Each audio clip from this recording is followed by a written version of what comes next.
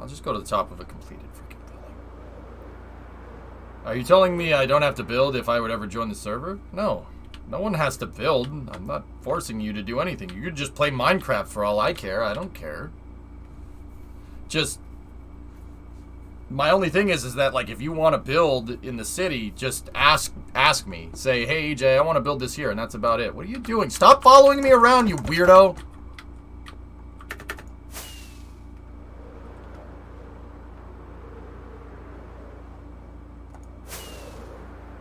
I don't know, Tessa.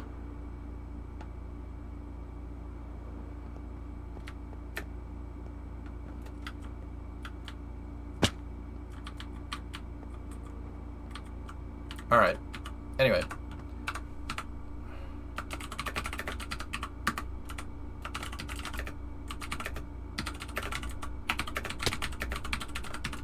Dude, I swear to God. Just leave me alone. Alright. Guys, I'm gonna take a little bit of a break here. Yeah, I'm gonna eat. Grab a quick bite, and then we'll start up Space News. Let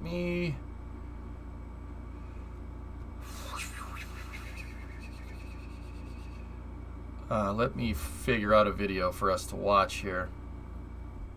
Have a nice break. Thanks, man. It was good talking to you, Batman.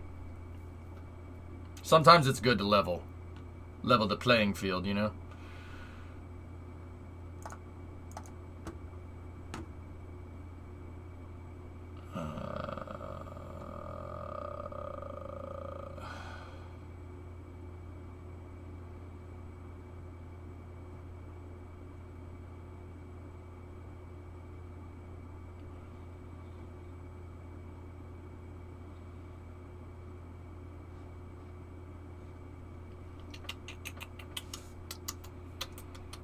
Here.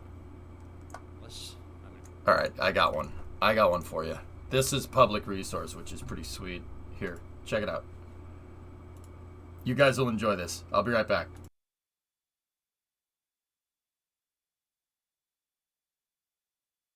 Hi, I'm Matt Mellis. I'm an aerospace engineer for NASA, and I worked on the shuttle program for a good number of years. And I'm here with my colleague today, Kevin Burke, who participated in the acquisition and deployment of the 30 or so clips that you're going to see in just a few minutes. Now, and Kevin, thanks for being here today.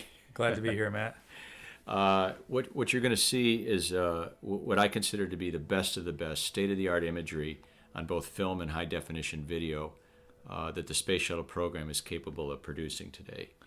And not only does it serve a technical purpose, and we'll get into a lot of that detail as we get into the movies here, but it also serves as an enormous inspirational and educational aspect for all of NASA's stakeholders.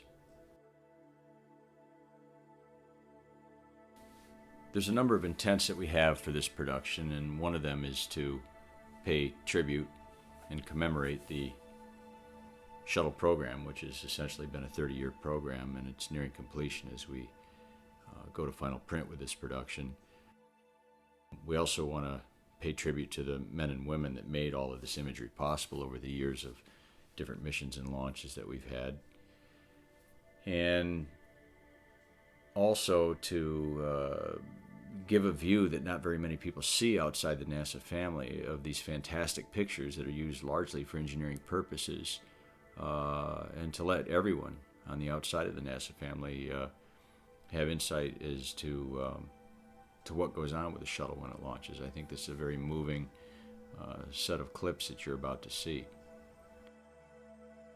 We're opening here with this somewhat stylized view of one of the launch sequences that actually is going to play out in the upcoming clips. And I've got a little soft focus on it, and thought we would open it up with a couple of fun facts about the shuttle. It really is an amazing piece of equipment. It has phenomenal amount of fuel that it burns over the 8 minutes during its trip to orbit. And when they get up there,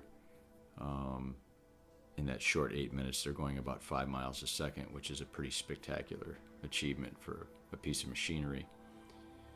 So this is how it all happens. This is how the machine does its job. And the film speaks volumes.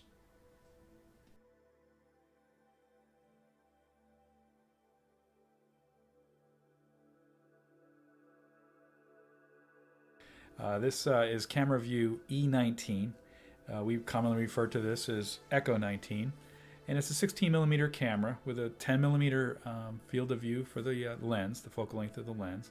And it's running at 400 frames a second. So the effective shutter speed is really 1/1200th of a second. Yeah, it's pretty amazing. I mean, this is all a slow motion event. And basically, you're going to see the 6 seconds prior to launch of the vehicle as the space shuttle main engines turn on. Now, the purpose of this camera, they all have different purposes. Most of these, if not all of these cameras that you're going to see in this production, are engineering cameras to look for different engineering aspects of the launch process. And so the purpose of this one is to check to make sure ignition is going off okay, which is what you're seeing here. Main engine start is just happening, and you can see the engines are starting one at a time. This particular camera looks at engines number 1 and 3, right? Is that what this is? Yep. And so you can see them, they're starting to fire up. Those sparkers that you see are there to make sure that any unburned hydrogen gets ignited before it floats around and collects in some place where it can ignite later and cause problems. Again, you're seeing the engines sort of turn on here. And so we're roughly coming into about 5 seconds before liftoff. The computers are checking and validating that everything's A-OK. And there's a little bit of a pitch over that the whole vehicle does as a consequence of these engines thrusting off the center of gravity. And when the whole vehicle snaps back and is straight up in the air, the engines or the boosters ignite and the whole thing takes off. Great photography here. I mean, you can see all this flow phenomenon going on inside the engines. Now, the space shuttle main engines are burning hydrogen and oxygen, and I'll talk about some of the fun facts about that later on in some of the other clips that you're going to see. But here you can see the engines have stabilized and everything is A-OK. And in just a few moments, you'll see the boosters fire off. Did we talk about the time code? I can't remember. So. No, we haven't talked about the time code. The time code that you'll see, the LED display on the right-hand side, is actually positioned between the two sprockets on the 16 millimeter frame. And the time code is UTC time code. It's an IRIG-B format. And you'll see that it's 21 hours, being UTC at 5:02 p.m. local time, 2 minutes, 11 seconds. And the 3 digits that are moving in the upper right-hand corner would be representing 1,000th of a second. The solid number 1, the second digit from the top, is indicating the synchronization of the camera as more of a technical parameter. And that is on every camera to synchronize the field of view, synchronize the time. This is pretty cool. You can see some of the oxygen, that cloud of vapor there was from the oxygen fuel umbilical. Of course, the solid rocket boosters have now ignited, and the whole vehicle is lifting off the pad. And you can see sort of the glory of this moment. I mean, there's an enormous amount of fuel being burned. One little thing that I love is if you look at the sky in the background, and this was a very clear day. These pictures were selected, or these movies were selected because of the wonderful photography that we got on this day. And you can see the sky deep into this dark blue. And that's because, as Kevin will talk later on, that we got into color correction that we do post launch to make sure that we're capturing all of these the events that are going on, all of the flow events. So here the vehicle is clearing the pad, and we're on our way. This view that you're seeing here is camera E8 or Echo 8, and it's a 16 millimeter camera with a 10 millimeter lens. Yeah, you can see the boosters now coming off the pad, and one of the amazing things that a lot of folks don't know about the shuttle is bolted to the mobile launch platform is it's basically through 4 bolts on each solid rocket booster. And the intent of these cameras is to watch that bolt, which is an explosive nut bolt arrangement, and the bolt weighs about 100 pounds, I should say. And these nuts fracture and the bolts slap down into a holder that you're actually sort of seeing in the foreground here. And they literally release the vehicle from the pad and allow it to take off. So for obvious reasons, we have a camera on each one of these explosive hold down posts. And to make sure that they're operating, they're a critical aspect of the launch process. We want to make sure that they're operating good. So you can see that puff of smoke coming out. And actually, if you want to put the remote on a frame-by-frame stop action, you can actually see the flash as it explodes. Now, Kevin, here's where you guys really did a fantastic job of capturing the detail in the plume through this automatic aperture on the cameras. You want to talk about that a bit? Sure. Many of the 16 millimeter cameras that are on the MLP and pad structure have an automatic exposure control. It's the only real way to keep the exposure, the high dynamic range exposure from pre-ignition of the SRBs through the liftoff out of the frame of view. So the camera has basically an automatic exposure. Right. Now look at the sky on the left thing and see how it gets dark. Actually, on both sides, you can see how it turns that deep blue. That's the automatic aperture in action right there, right? Allowing it to see the detail in the pad structure and also in the flame. Yeah. I mean, when you see a launch in real life, you can't see any detail with the naked eye in the plume. It's just like looking into the sun almost. It's so bright. We can see some of the water from the launch pad. There's a cooling water that comes out. We'll talk about that later. That's splashing onto this quartz protective glass that the camera's behind. Of course, they're in these explosion-proof containers, right, to keep the cameras safe and sound. No cameras were harmed in this in the making of this movie. That's right. The cameras are in an explosion-proof box, which is nitrogen purged, and the quartz glass on the front protects the lens. In most cases, there are some cases where there's damage, and if that's the case, the lenses will be repolished, reground, or whatever's necessary to bring them back into optimal condition. Well, Matt, this next view coming up is Echo 18 or Camera 18, and it's a 10 millimeter lens and looking at the TSM or the tail service mast carrier disconnect. Yeah, the umbilicals, there's one on each side of the orbiter, one for the liquid oxygen fueling and one for the liquid hydrogen fueling. Those are primary purposes. You can see there's a lot of other instrumentation on these things in feed lines. But these cameras, their intention is to make sure we get good retraction of this, and there's actually a huge 20,000-pound mast that pulls these things inside the tail service mast for the door to slam shut and protect them from the hostile environment on the outside. Now, these umbilicals are about 4 feet wide by 6 foot tall, so you don't really get a sense of scale when you're looking at these in these movies. But they're as big as an average-sized human being, so they're quite large. One of the interesting photographic challenges that we run into in photographing the TSM carrier disconnect from the inside of the tail service mast is once that door closes, it's pitch black in there. So there's a set of series of tungsten lamps that provide illumination, and the vibrations, the tremendous amount of vibrations that are induced during the liftoff, really rattle those lights, and keeping them from having those bulbs break has been quite a challenge. In fact, they are in the process of changing those lights over to the new LED arrays that provide more stability and less frequency of having the bulbs go out before the film runs out. They're a lot more robust to that kind of environment. Okay, Matt, this is Echo 001, and this is one of the 4 cameras on the edges of the MLP deck. This camera happens to be on the northeast corner of the MLP deck, and it's a 16 millimeter camera, as all the ones on the MLP are, and 10 millimeter focal length. It's a wide angle view, and the effective shutter speed is about 1/1200th of a second. For our viewers, you can see that we pulled a little bit away back from the vehicle now. We're taking a little bit of a wider view. There's the SSMEs just firing off there, and you can see the plume in the background growing. In fact, if you look carefully against the plume there, you can see a couple of cameras. Why don't you mention what those are, Kev? Those are some OTV cameras, operational television cameras that are used for surveillance of the vehicle. They and are piped back live to the launch control complex. The signals. So the SSMEs are firing. You can actually see the launch tower on the right-hand side of the screen. And again, they go on for about 6 seconds. Computers are making sure that everything's working. And at T-0, those boosters are going to fire, and you'll see a big puff of smoke come out of the flame trench there, and it'll get sucked back down in as the boosters come off the pad.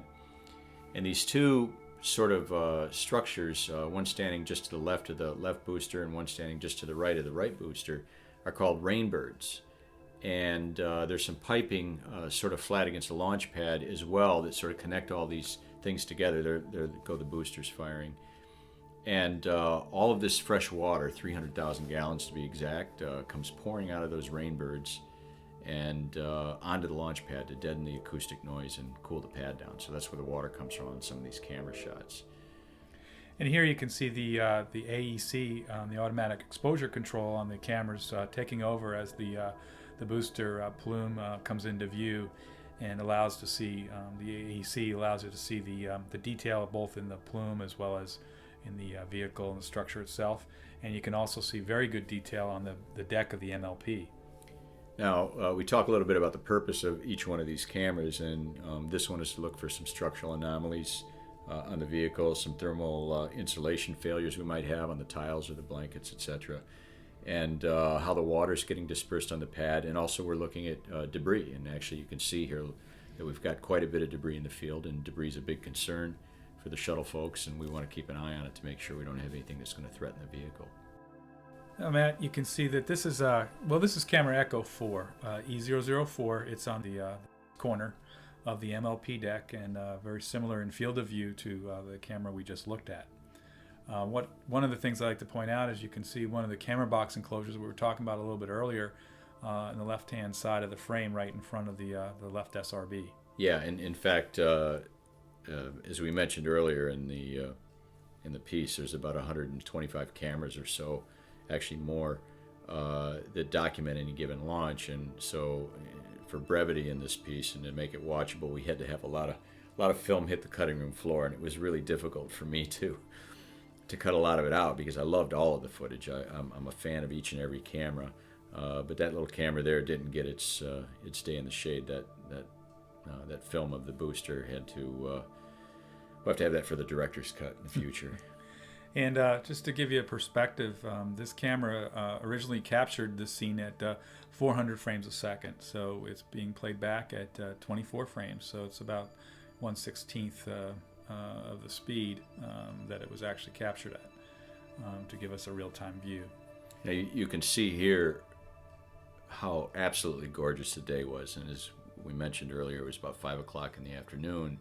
So in the film industry, they call this magic hour, and there's no question about it that this is one of the best times of day to take photographs of the shuttle. You have these rich colors and just a beautiful blue sky to sort of highlight all of this. So I find these pictures second to none in all of the launch imagery that's been taken. I should say that these boosters shed about 10,000 pounds of mass per second once they're lit up. And that's each, so it's 20,000 pounds combined. And you can really get the feel of that awesome magnitude by looking at these images. There you see a piece of debris on the right, sort of doing a ballet in slow motion there. This is some tie-down string from some water membranes under the SRBs that we'll talk about in a few moments. You know, teams go through this. This is engineering footage, and the teams go through this and identify everything they see in it. Okay, this is camera Echo 36, and this camera is located on the fixed service structure at the 255 foot level. We refer to the fixed service structure as the FSS. It's a 16 millimeter camera with a 16 millimeter focal length lens, and the effective shutter speed is about a 1/1200th of a second, similar to some of the other ones that we've seen.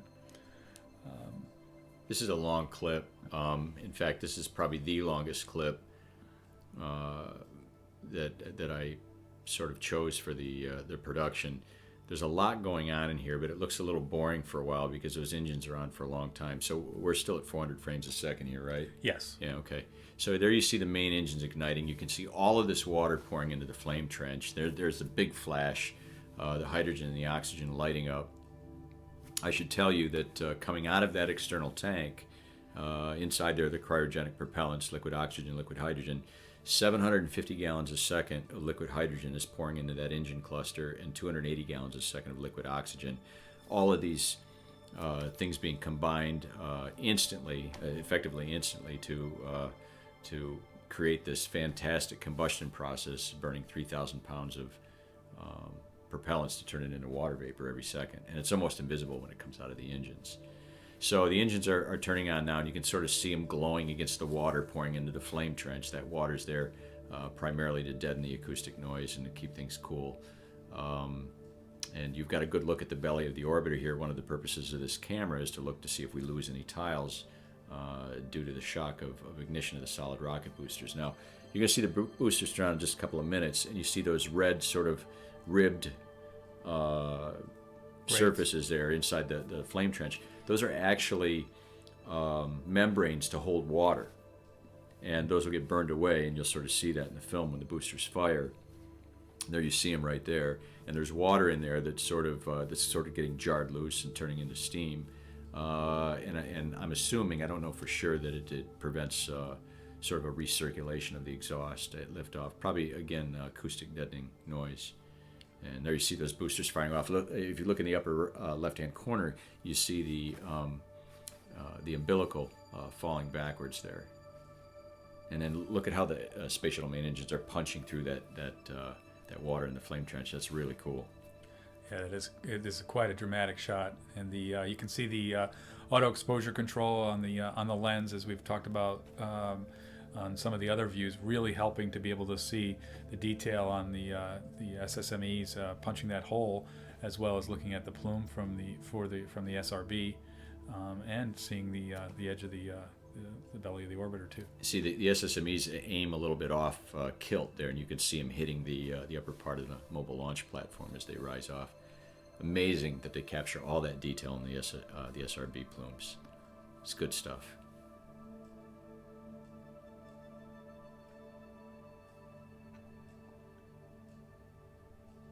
It's a fantastic clip. It really is. This is camera Echo 41. This is on the fixed service structure on the FSS at the 255-foot level. It's a 10 millimeter focal length on the 16 millimeter camera. It's a really interesting view, and I know, Matt, you want to provide some more details about what we're seeing. Yeah, you can see the boosters have already fired, and this big umbilical structure that you see swinging back is actually very massive. The plate on the end of that is about 1.5 foot by 3 foot square. You'll see a close-up of that in a little bit. That's the ground umbilical to hook up to the venting for the hydrogen tank, and it's got some nitrogen and helium purge lines and some instrumentation to go with it. Pretty complicated structure. You get a picture of that in a minute. If you look at the MLP, or the mobile launch platform, you'll see all the water coming out of the rainbirds under the launch pad. And again, our active exposure kicking in there and giving us a great shot of the plumes as the vehicle clears the tower. Look on the right, you can just see a tad of the SSME burning there, that little blue cone. Fantastic detail there, isn't it? Yeah, it's a great shot.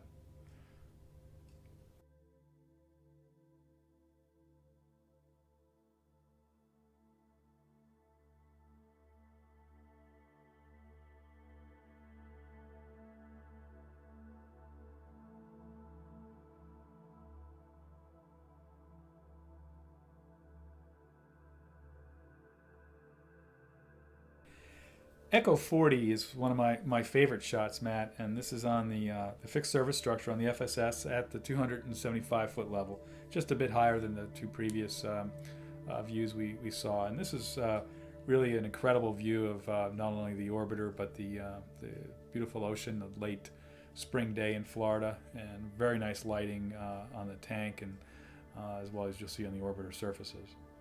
Yeah, it truly is magic hour on this.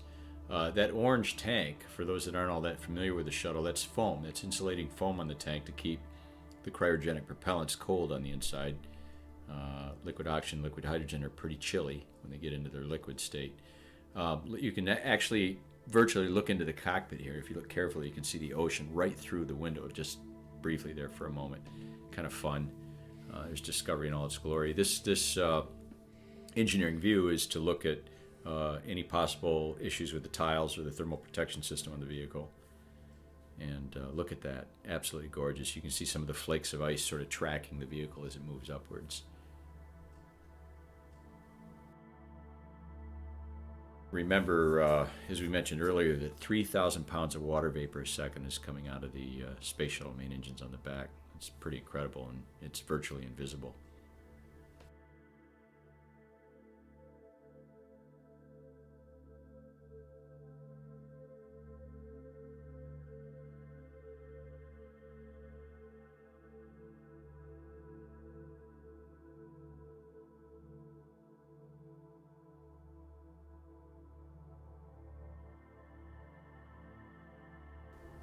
All right, this view is of a structure we call the GUP, which is the ground umbilical carrier plate, which attaches to the ground umbilical carrier assembly, sometimes called the GUCA. That plate is about 1.5 feet by 3 feet. It's a sizable plate. You don't really capture the scale in this, and you can see the vehicle is now lifted up and it's taking off. That umbilical peels back right at solid rocket booster separation or detonation. And Matt, this is camera 33, and this is on the FSS. It's at the 235-foot level, and is using a fairly long focal length lens. And you can tell by the field of view that it is a long focal length lens, and it's 75 millimeters. Now, if you look, you can see the boosters kind of surging. It's not a continuous pass. It sort of pushes and then slows down a little bit. And what you're seeing there is the natural frequency of the booster thrust. I believe it was on the order of about 7 hertz, 7 cycles a second, and you can see that go by and hear the aft skirt of the boosters going by with a really nice tight shot of the exhaust.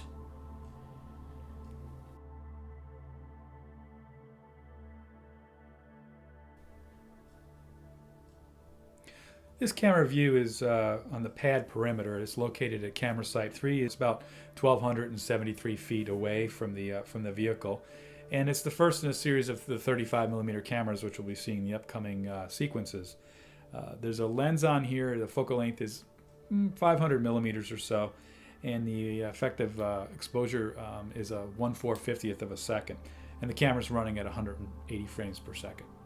Yeah, it's a beautiful shot, and this is going to, as Kevin said, it's first in the 35 millimeter shots. They're a little better quality because they've just got more surface area to put an image on.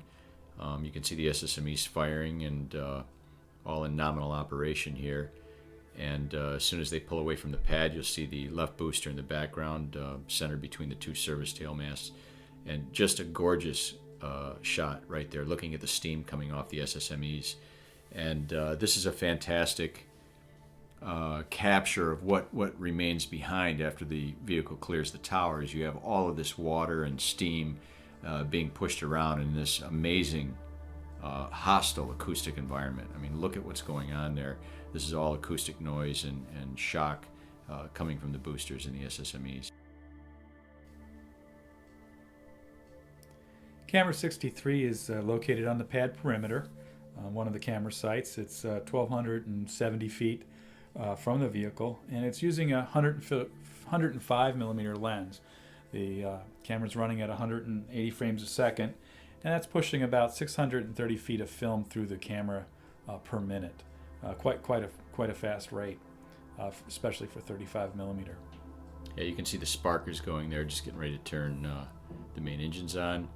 And in the background, you see the water tower. That's where all that fresh water comes from to flood the pad, to keep it chilled and deaden a lot of that acoustic noise that we've already seen what it looks like in the plume. Absolutely gorgeous day, really accentuated by this shot. Blue sky in the background. Goes great with the white exhaust plume coming out there. And you can see a lot of splashing and stuff jetting out from all different directions at the bottom. You'll see more of that in the shots that are coming up. This shot is going to be the first of a bunch of different views as we march counterclockwise around the pad to look at it from different angles.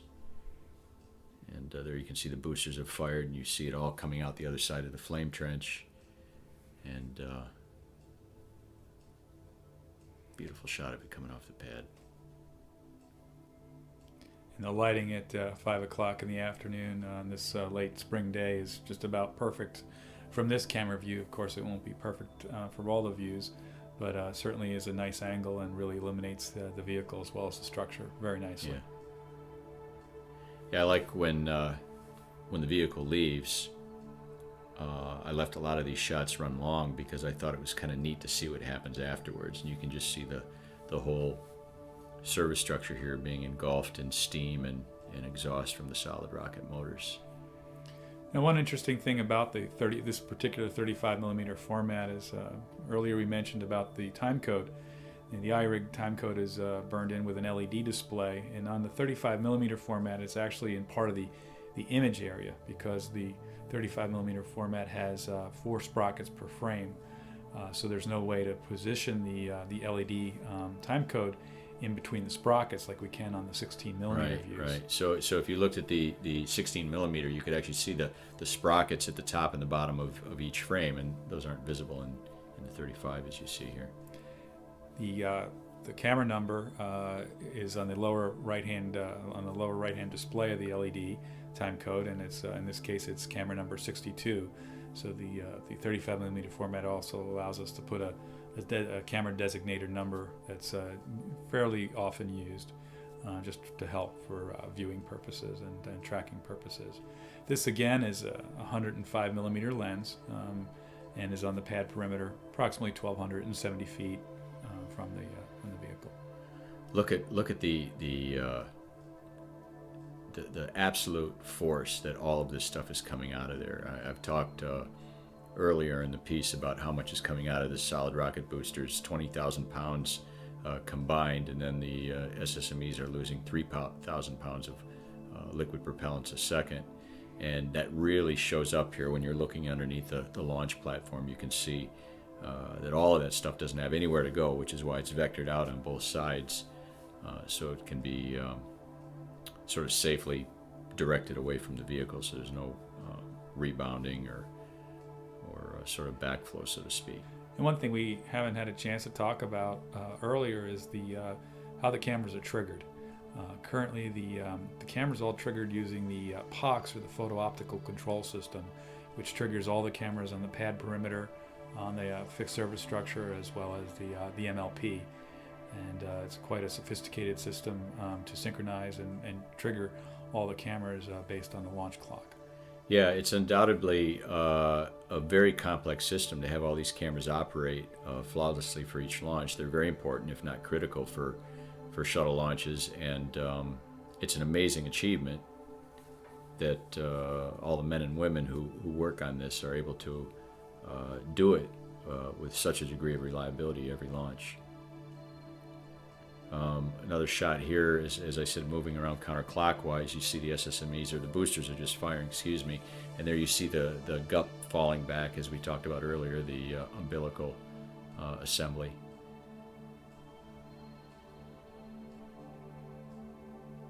This view is using the same 105 millimeter focal length lens that the other two views we just looked at, and again is about 1,200 feet from the vehicles where the camera site is located. You know, this was a really unusual day, because you just mentioned earlier that, you know, from all views is the lighting going to be as good, but this is about as good as it gets. I mean, each and every one of these camera views is well exposed, both from an engineering and a beauty standpoint. They're all very, very nice shots, and it's why we selected 124 to be the predominant content in this movie. There's the water tower, by the way, in the foreground. It's just about to get engulfed with the exhaust.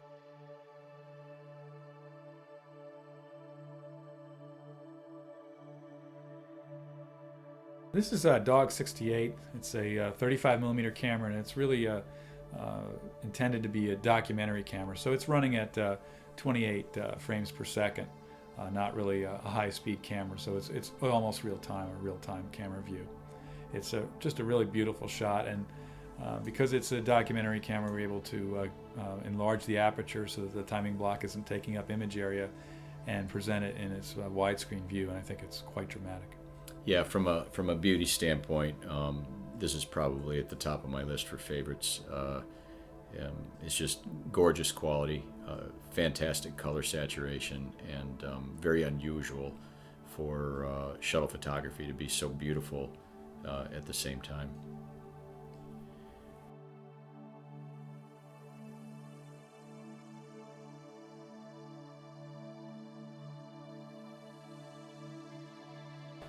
So Echo 55 begins our series of tracking cameras. Echo 55 is mounted on a kineto tracking mount, or KTM, which we commonly refer to it as, and it's located at CS1 about 1,200 feet from the vehicle. This is a nice shot because you can see there's a bit of a distortion cloud here that we're shooting through, and what that is hydrogen being burned off from the fueling system. They burn off any excess hydrogen to safely combust it, and so that's what we're seeing here, and it's really gorgeous as the vehicle sort of comes out of that and goes into its roll program. clearing the tower. Again, just a fantastically well lit photograph on this day. Some of the white things that you see falling off there are paper covers, which protect some of the order maneuvering system engines. We'll talk about those later. But Kevin, these are all manually operated, right? I mean, there are human beings behind the scenes doing this tracking now. Yes, this KTM, or the kinetic tracking mount, has about 4 cameras that are mounted on it. And this particular camera, Echo 55, is one of a pair of cameras and is intended to look at the top half of the vehicle, while the other camera is intended to look at the bottom portion of the vehicle. Right, and we'll see that in the next shot. We'll have one of the views from the bottom of the stack on the next one. In fact, our intent is to have in the deleted scenes on this disc a set of camera pair views sort of pieced together so you can see them simultaneously. So look for that in the extra features. This is fantastic. Now they're completely done with their roll program and sort of on their way.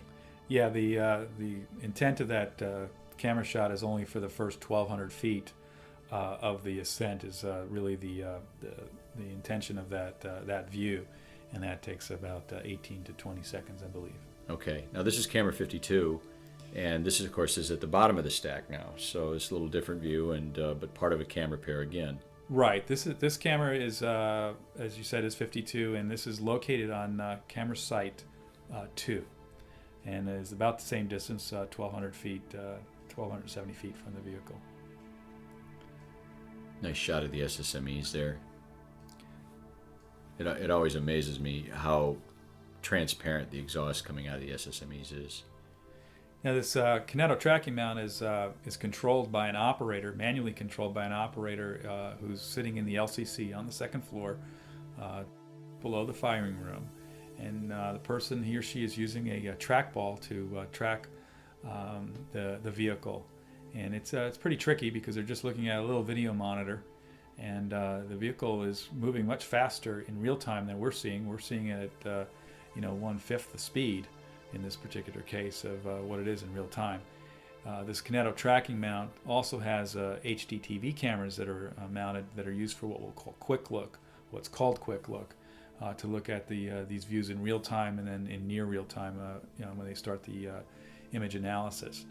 This is done while the film is getting processed and transferred. That was a fantastic shot, seeing the sun go right in between the two plumes.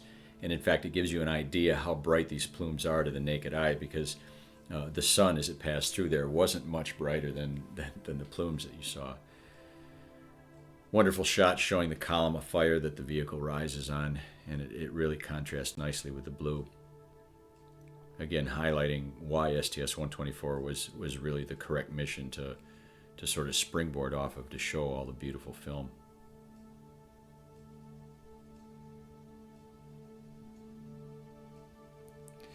This is camera 57. This is at CS6, again 1,200 feet from the pad or so, and we're looking at the bottom half of the vehicle.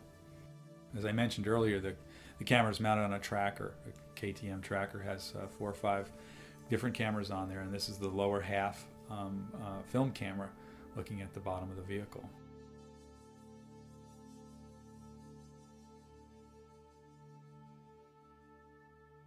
And you can see the paper covers come off the RCS engines. Those are Tyvek covers, just same kind of material that you put on your house when building it. And those covers are there in case they get a squall or a little storm while the shuttle's out on the pad. Not uncommon in Florida, and we can't afford to have water inside those engines, so we put those paper covers on there, and they have these little parafoils that inflate, sort of tear the cover off. They're just adhered with an adhesive of some kind. So you'll see a lot of that white paper coming off during these launch shots. Beautiful shot looking up the tail end of the stack. And possibly on the deleted features or the deleted scenes on this disc, we're going to try to edit a piece together showing the camera pair, the views from the camera pairs pieced together, and it should look pretty nice. So look at that on our deleted scenes feature on the disc. This is Echo 225. As you can see, it's already in flight. It's a really interesting view. It's a medium range tracking camera. The mount and the camera are located at UCS 4, which is about 2.4 miles north of the pad. One of the reasons I selected this shot to be included on the DVD is because I thought it was really striking and really beautiful how in their roll program, as they went into their roll, the sun sort of peeks over like it does here, and you can see the name pop out, and slowly the whole orbiter becomes lit with the evening sun. And the textures are fantastic here. You can see the thermal blankets, you can see some of the thermal exposure to the thermal blankets, you see some variation in color, and you can see the tiles literally make out the boundaries of the tiles there. So really a wonderful piece of footage and a remarkable contribution to the DVD from a photography standpoint. The lens that's on the camera is an 150-inch Bashir lens. It's a cat-eye dioptric lens, so it's got a mirror surface. And it's about 4,000 millimeters focal length if you converted the Discovery, inches to go and throttle up. Just to give a perspective, Matt, the weight of this lens is about 250 pounds, just the lens itself. It's a huge lens and really unbelievable piece of optics.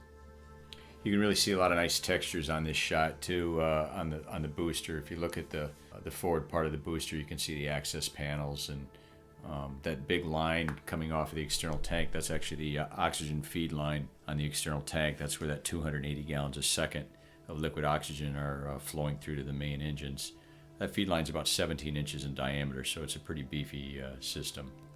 And I think another thing to point out here is that this camera mount is manually tracked. So the operator is looking through a bore sight at the camera site, launch vibrations going on all around him or her, and keeping that vehicle dead center in the frame. And it's quite an amazing feat to be able to do that quite so accurately. Yeah, they've done a great job of keeping on target every step of the way. Now they're getting a little further away, obviously, and you can see sort of the glow of those engines starting to come up against the bottom part of the stack there, as they call it, and lets you know that something's going on at the back end of that vehicle. So the next series of shots we're going to see is the views from the HD cameras. And in this particular view, this is from STS-114, Return to Flight. So this was in July 26th of 2005. And we're about 2 miles from the pad, just south of pad 39B here.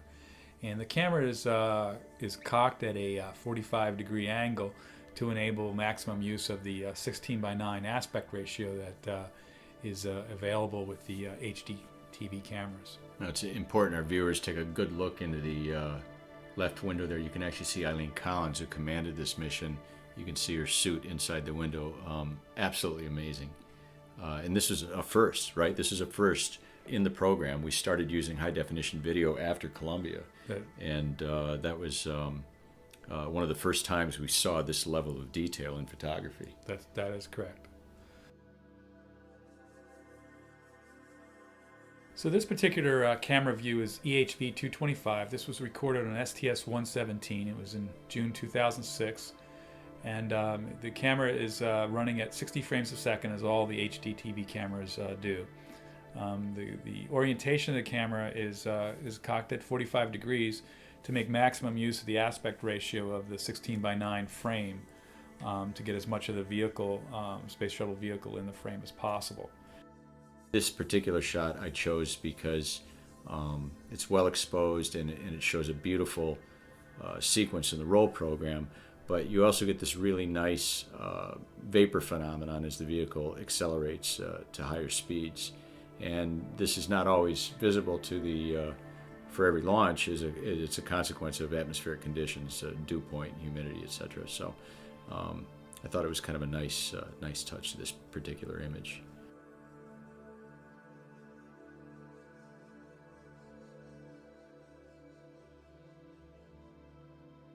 This is the only long-range camera that made the final cut, and Kevin will give you the details about that in a moment, but I want you to look at the bottom of the tank there. As you saw, it just sort of became engulfed in flames. And you should know that this is a normal phenomenon in a shuttle launch. What's effectively occurring here is the exhaust gases coming out of the SRBs and the SSMEs are sort of expanding into the higher vacuum as they head into space. And the radiant heat from the expanded plumes becomes high enough to ignite some volatile gases that are caught up in this aerodynamic dead zone, so to speak, at the rear of the tank for a couple of moments during flight. But this is an amazing shot, Kevin, because it's from so far away, so why don't you explain what we're looking at here? Yeah, Matt, the camera here is located at a place called Apollo Beach. It's within Cape Canaveral National Seashore, and the camera mount is about 20 miles north of the pad, so it's quite a distance away. This is a Brashear 150-inch lens, again about 4,000 millimeters. In this aerodynamic dead zone, so to speak, at the rear of the tank for a couple of moments during flight.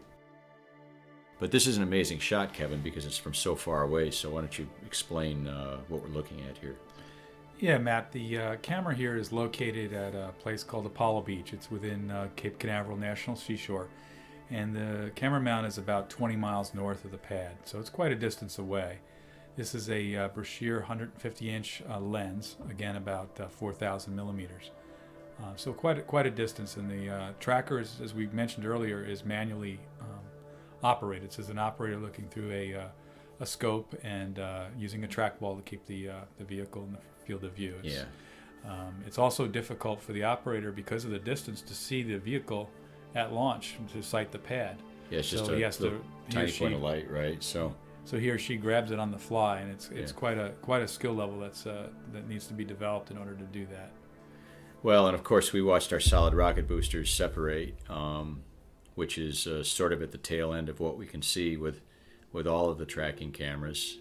And there you see our boosters coming off, and they separated about 29 miles in altitude, about 2 minutes into flight, and they are recovered by divers out in the Atlantic Ocean. And although they appear to be falling back here, they're actually traveling another 15 miles or so up, just tumbling on their own forward momentum before they peak and then come back down in the Atlantic about 150 miles out, where the diving teams pick them up and bring them back for refurbishment. So this sort of brings us to the end of our production. Hope you guys have enjoyed the commentary. Kevin and I have enjoyed doing it today for you. And as the boosters sort of fade out and the external tank and the orbiter continue on their way to orbit, we want to dedicate this movie to all of the men and women over the 30 years of the program or so that have committed themselves to capturing all of these fine images. It's amazing work. It takes a lot of commitment, and it's extraordinarily tough to do so. And our hats off to them. So, Kevin, thanks for doing this with me. Thank you. It's been a wonderful endeavor, and hopefully we'll see each other again on the next space program. So, signing off. Wonderful endeavor.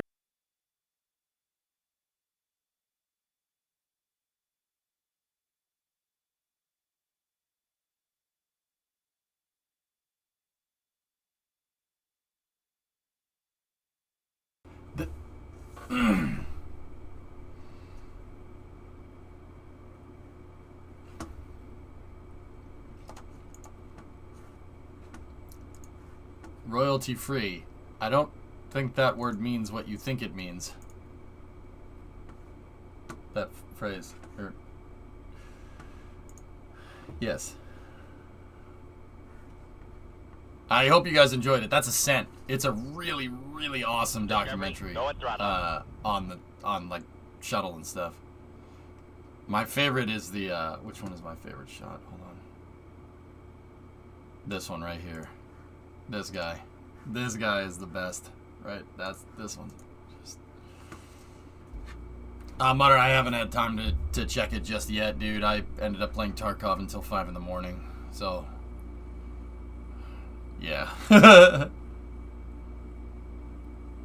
was a mistake. Yeah, I'm paying for it, dude. I'm paying for it, but I put it on a brave face, man. You know. I played it after freaking racing, dude. The reason why I like this shot, and Matt in the video pointed it out, but watch the top engine. Ready? Watch it. So they're ramping up. They ramp up the thrust. And then, all of a sudden, this plume starts getting turbulent. You get flow separation inside of the nozzle. See the flow sep? And then the nozzle... And then, once it gets up to peak power, the plume goes clear. Everything comes into focus. That's my... Oh, that's so cool. That's my favorite part. Your manager used to be a propulsion engineer on the shuttle program. He said that for weeks after every launch, they'd watch slow-mo footage from the pad cameras to make sure there wasn't anything sus going on with the engines during liftoff. Yep. Yeah. No, you had to really watch them. You gotta, dude. This is what I look for, Dish. When I watch the launches, I don't have the telemetry, right? So I'm watching the parts that are gonna go wrong. Like every time I do launch coverage, I'm watching the vehicle. I saw that Astra's rocket was like gonna LV6. I saw it was gonna go sideways before it went sideways. I'm like, nope, that's not good. And I kind of blurted out an obscenity right, right when I saw it. I'm like, that's not a good thing. That blue area we see at first is literally the shock getting pushed out of the engine. Oh, Rocket Guy, it's so cool, man. My favorite part is when the mixture, when the engine gets up to full power and they get the mixture right and everything, the flames go from this kind of orangey flames, right?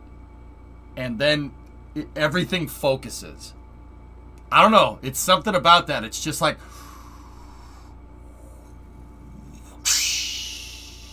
Something about that, dude, just gets me...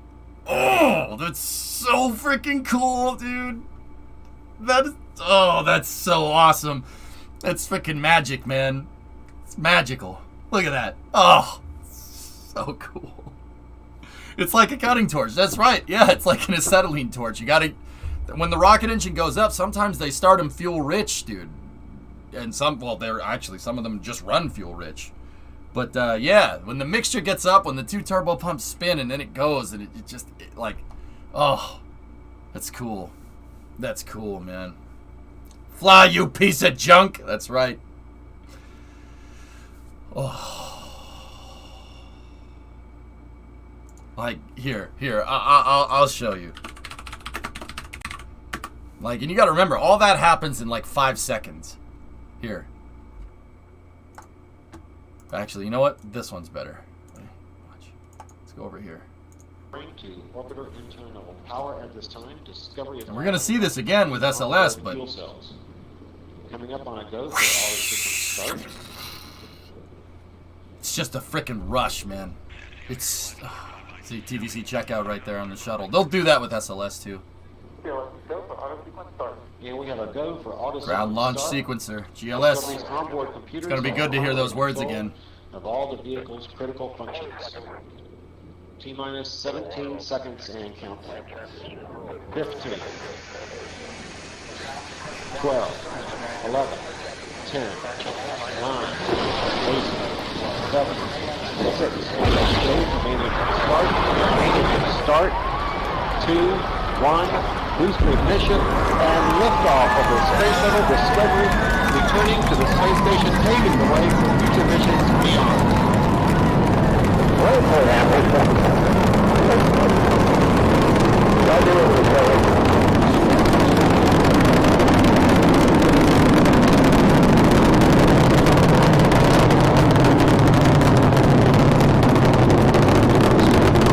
Yes, Ian.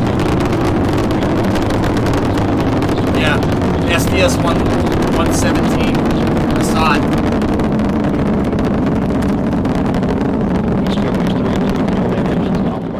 I saw it. I saw what was it? 116 and 117, I think it was.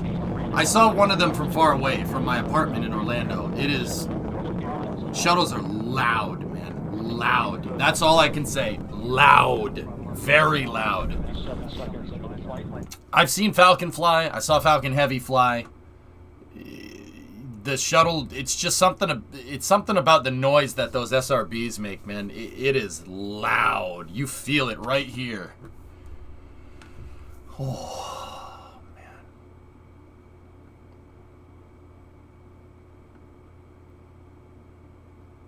But dude, yeah, something, dude. I don't know. It's something about this, you know, lighting the engine. Like, dude, it's not just the shuttle. This happens with Ariane 5 when the Vulcan engine fires up and the engine gets up to power, and then you hear the décollage, and you know, it's just right up into space. Nope, we're going into space today. You know, like that's pretty cool. I'd also like to point out that camera that we were just looking at on ascent is right there. See it? That's that camera. See? There it is, right there. Yeah, Enraged. Well, we'll hear something like that with SLS. SLS is using a lot of heritage systems, so like the ground launch sequencer. GLS is go for auto sequencer start. You'll hear that with SLS. It's using a lot of the same stuff. We're going back, that's right. It's just something about when the engines go, and how like everything like just like watch the two inner engines, like the engines turn on and then the plumes just go clear, and then the engines they focus in, and oh, that's so cool, man. Watch the two lower engines. It's just, oh man, it fires me up. It's like locked and ready, and then up into space. 7, 6, start, 2, 1, booster ignition, and liftoff of the Space Shuttle Discovery, returning to the space station, taking I like that a lot. future missions beyond.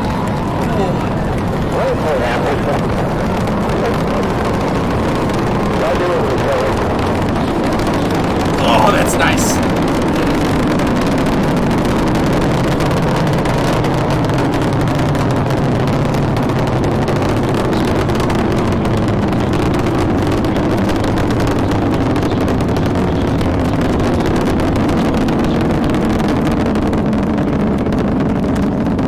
Nice, W. About 67% of rated performance, reducing the stress on the shuttles and breaks through the sound barrier. Already 3.5 miles and 1.5 miles downrange travel. So cool. Oh, it's so cool. Oh, I know about riding the booster. Riding the booster is awesome, man. I've watched so much shuttle footage, dude. It's so savage. Oh. Whew. Like, dude, that split second where, like, everything's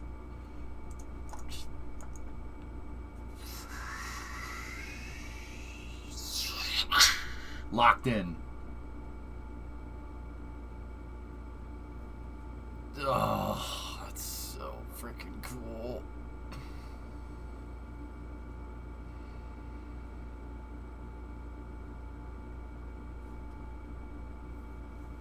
What the frick?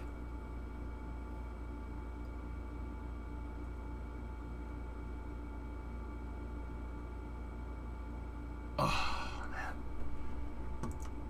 Cabin view before and after the sound barrier, great. Starts off bumpy and then noisy and then smooth and quiet. Yep. Yeah, exactly, Schilling. Dude, that's it, man. It really is. Like, it's like the engine's like, all right, we're ready. And then it's just, I'll admit, dude, when I, like, back in the day, like, it's like, it's personification, man. You say game face, that's exactly it, dude. That's like, you know, like when I played football and stuff, man, you that's what you got to do before the game. You got to focus, and you have to get your head in the game, right? And you have to focus, you have to align, and then you hit it, and then you're good to go. Like, oh man, dude, it's cool, man. It's like that, dude. The shuttle's like getting ready to do its job. It's cool, man. It's cool. Really, really, really makes me happy. You have a job to do. Okay, locked in. Let's do this. So cool. Oh my goodness, that's so cool. That makes me so happy. It's all the stuff coming together to get that. Yeah, exactly. You know, like, it's just like that, dude. Oh, man. There's something very visceral about it, dudes. So cool. Oh.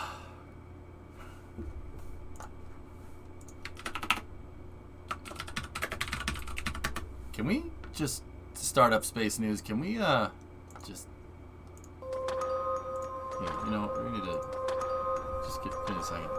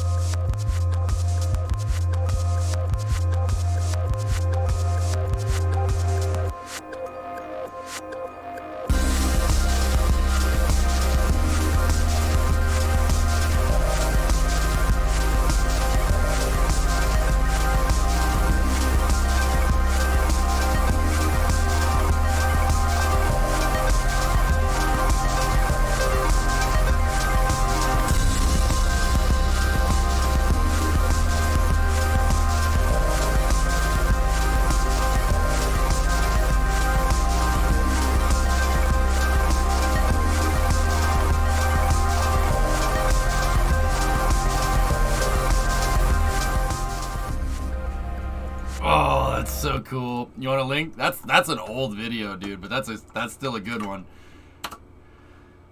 Here, how about the Starbase video?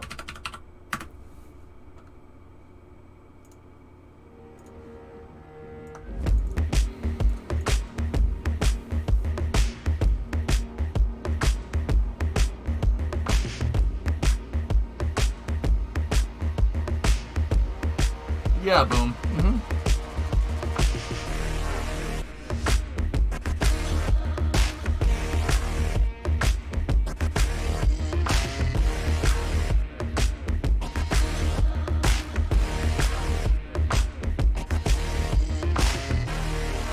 This shot right here.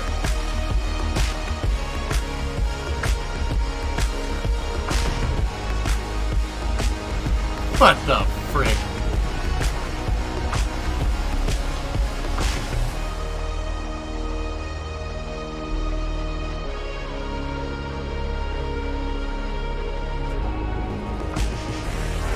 Quick.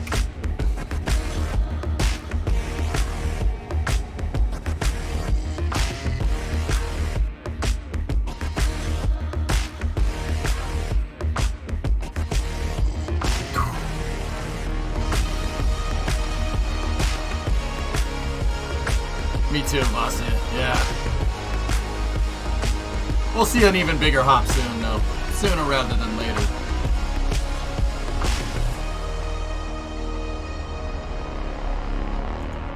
Man, that tower. That thing looks really bare. More FAA delay? You guess. Been what, a year? Something like that. Dude, that one shot in the middle of that video of Starship, like this one right here, that is so freaking badass, man. Oh my goodness. That I don't know, that one this one right here, just, oh, that's so freaking cool, man. It's so awesome. Oh my goodness, that never gets old. Ah, it's so cool.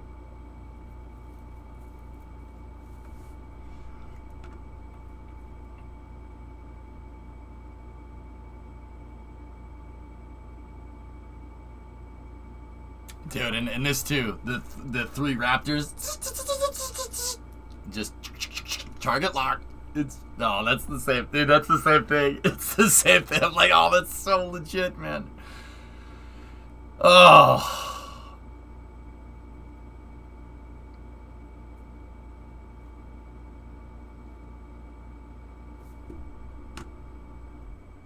Dude, when I remember cooking, it blew my mind when we saw SN8 fly. Because 8 was the one that did that. That did the flip. It did the flip for the first time, and it was so clear.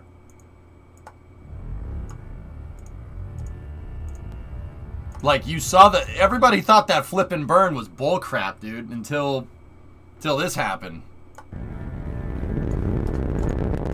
I couldn't believe it. I couldn't believe it. That's awesome, Foz. Yeah, dude, it blew my mind. I can't believe it worked on the first try. I get it. It didn't land, but like the whole flip and getting the rocket to precisely land. Like, look at South Padre Island up there. To get it to land like right back where it came from, that's unbelievable. It launched from right there, and they ended up crashing it right there, but pretty much our shilling. The 3 Raptors able to bang into each other when gimbaling. They could, but the avionics prevent them from doing that.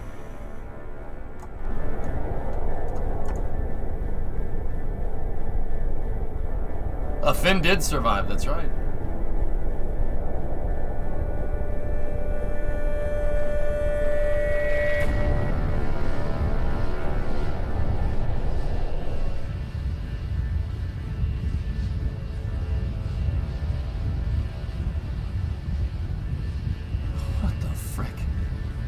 Dude, I remember this shot right here, and I'm like, that thing is... It's like when we watched DM2. You remember what I said? It clicked in my brain about 30 minutes into the mission that there's people on that, and I said... I was like, wow, there's people on that thing. Alright. Okay. This one clicked in my head, right? I remember when we watched this. I didn't say anything, but it clicked in my head. I was like, that thing is bigger than a shuttle's external tank. And it's just flying.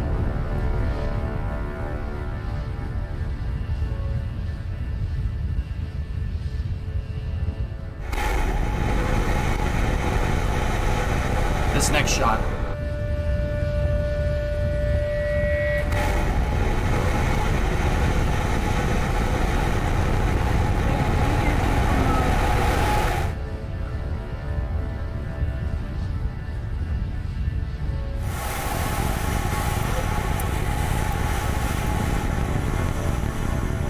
What's up? I can't hear you. There's rocket engines firing.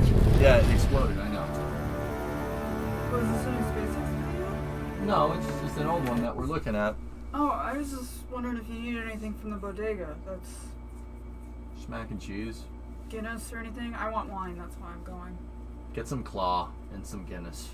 All right. Get some claw. Ain't no laws when you're drinking claws. Remember that. All right.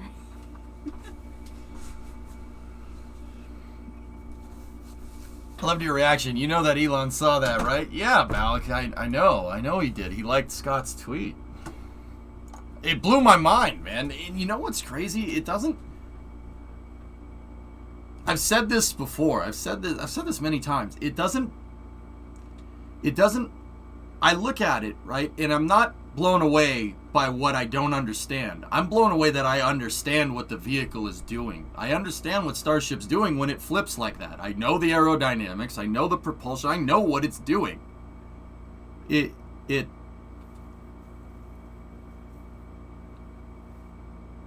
Like, if anything,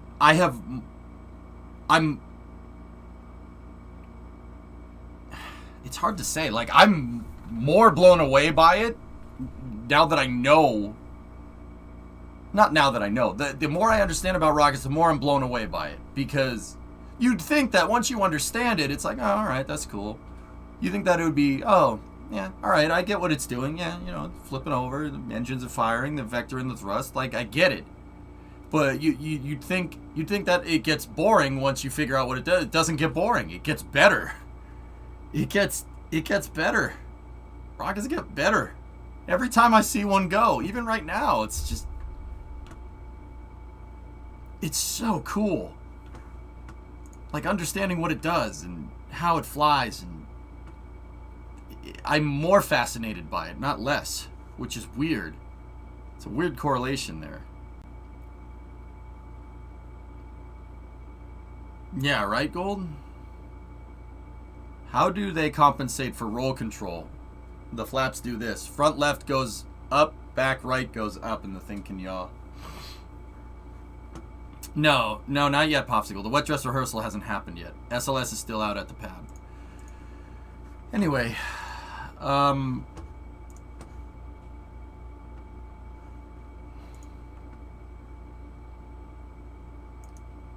yeah, here. There's a picture that was shared the other day that I wanted to show you guys. NASA shared this picture. Well, we found from our Starship entropy that it's, yeah, the one we made in KSP, it's really not bad.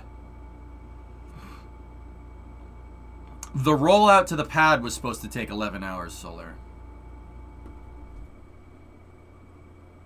So what are these two pictures of? Let's see. On the left, you see the rocket and spacecraft for 17, the final lunar landing mission, and the Apollo program standing tall at Complex 39. On the right, you'll find SLS and Orion at Complex 39B. Yep, so that's A and that's B, but the pads are identical. Well, they were at one point, and not anymore.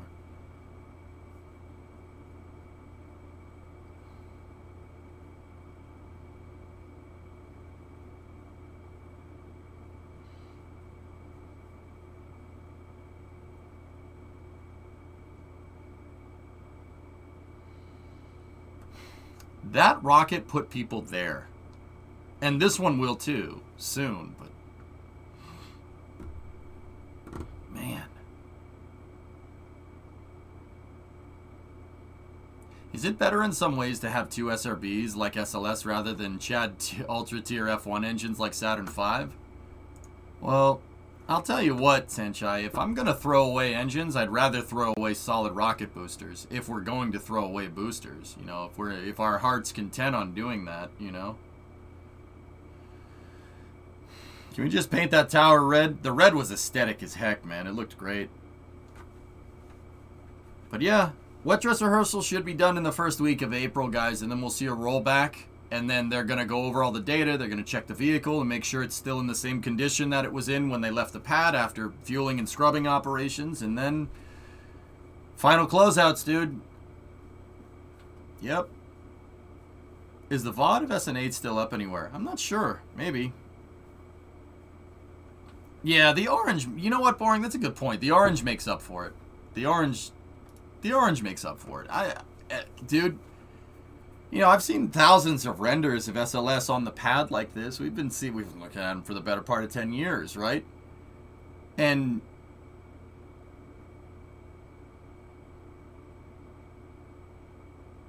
it's just something about, like, when it actually is out there, it looks great. It looks freaking great. We knew what it was going to look like, but now that it's there, man, it's great. So happy. What if they discover something that they can't fix? Wait 2 years for the next core. Yeah, they won't, Boxy. The way they test is not like that. It doesn't work that way. They did all the testing on the ground before they launched to give your first launch the highest probability of success. So yeah, the way NASA tests kind of safeguards against doing that, but the thing, like, the beef that everybody has with it is that it goes slow. I mean, Balk, I don't know if you saw me, that paper that you linked, I read the whole thing yesterday on stream because I made it a thing to mention, you know. It's always a design trade-off. F1 engines are more efficient specific impulse-wise, meaning you can get more bang for your buck through flight. But with SLS being hydrogen, it sort of makes up for that. SRBs can be more costly to manufacture due to all the processes required. It really just depends on what you deem as your higher priority to indicate if something is better. Yeah, once again, Rocket Guy, it's about application. Yeah.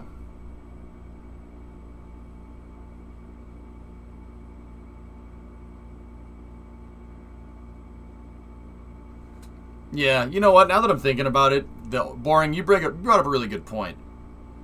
The red service towers look cool, but a red service tower with an orange rocket would make this look like tropical fruit bubblicious. The red tower works because it's contrasting the rocket, the white rocket next to it.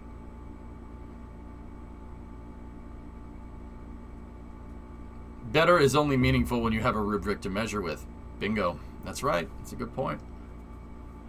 Is there a purpose for the red tower? It's corrosion-resistant paint, Badger, but I'm pretty sure like it was lead-based paint, which is why they don't paint it red anymore.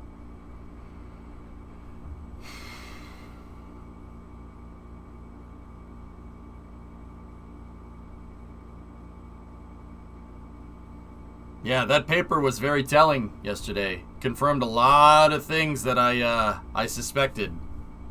But, you know, the gist of the paper that we went through yesterday, guys, was that, you know, this is not the circumstances in which SLS was created and manufactured is not the most ideal. In fact, it's probably the least ideal. But it's better than nothing. It's better than having no picture. It's better than having an empty pad. Red makes the crawler look like it goes faster. Yeah. So, I think that was the gist of it from yesterday, you know. It's better than nothing. We could have nothing. And that's something that I kind of honed, you know, I kind of realized, you know, yesterday. After I read that paper and kind of let it process in my mind for a little bit, we were that close from having nothing. Like, it was close. The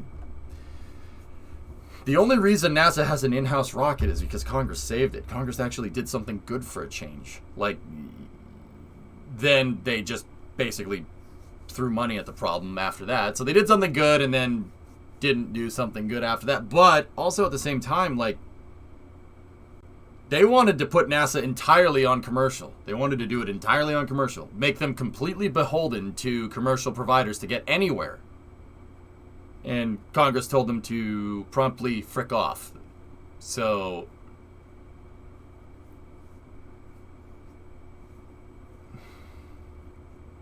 yeah, why? So, like, you know, like I said, it's not ideal that we have SLS. The circumstance in which it created is not the most ideal. But it's better than nothing. You know why? Because we almost had nothing. It was close. We almost had nothing. Why did the red tower have a crane on top of it and the SLS tower doesn't? Well, Tomas, long story short, the Saturn V is way more complicated. Way more complicated. The tower was there in case they needed to do integration on the pad. Saturn V had these insane... Here.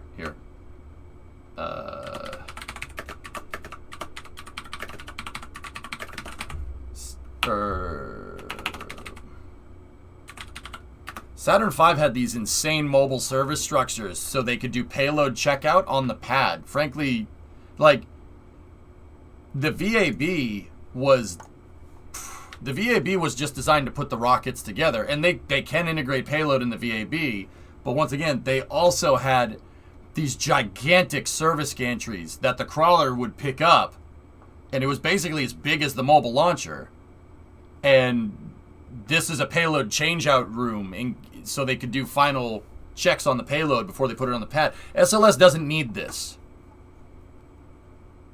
I mean, that is really freaking cool, but it's better to just do all those checkouts inside of the VAB. Yeah. They're gigantic. You see one of the crawlers moving it right there. Yeah, so the nutso part about this thing, right, is that whole service gantry is on an elevator. It goes up and down. This whole thing is an elevator. So they can go to different parts of the rocket. Well, these things can only go right here and here. This part can only go up and down a little bit. That part, though, right there can go... Like I said, they're big elevators. They work on a very similar operating principle to the chopsticks, believe it or not. Yeah, they go up and down on the tracks. See the tracks? 1, 2, right there. The Sloss article. Oh, yeah. I didn't get a chance to read it. because we went through the cost thing yesterday. Were any parts of that repurposed or was the whole thing scrapped? I'll let you guess, Jim. I might have missed it, but why did they do it that way and not inside of the VAB?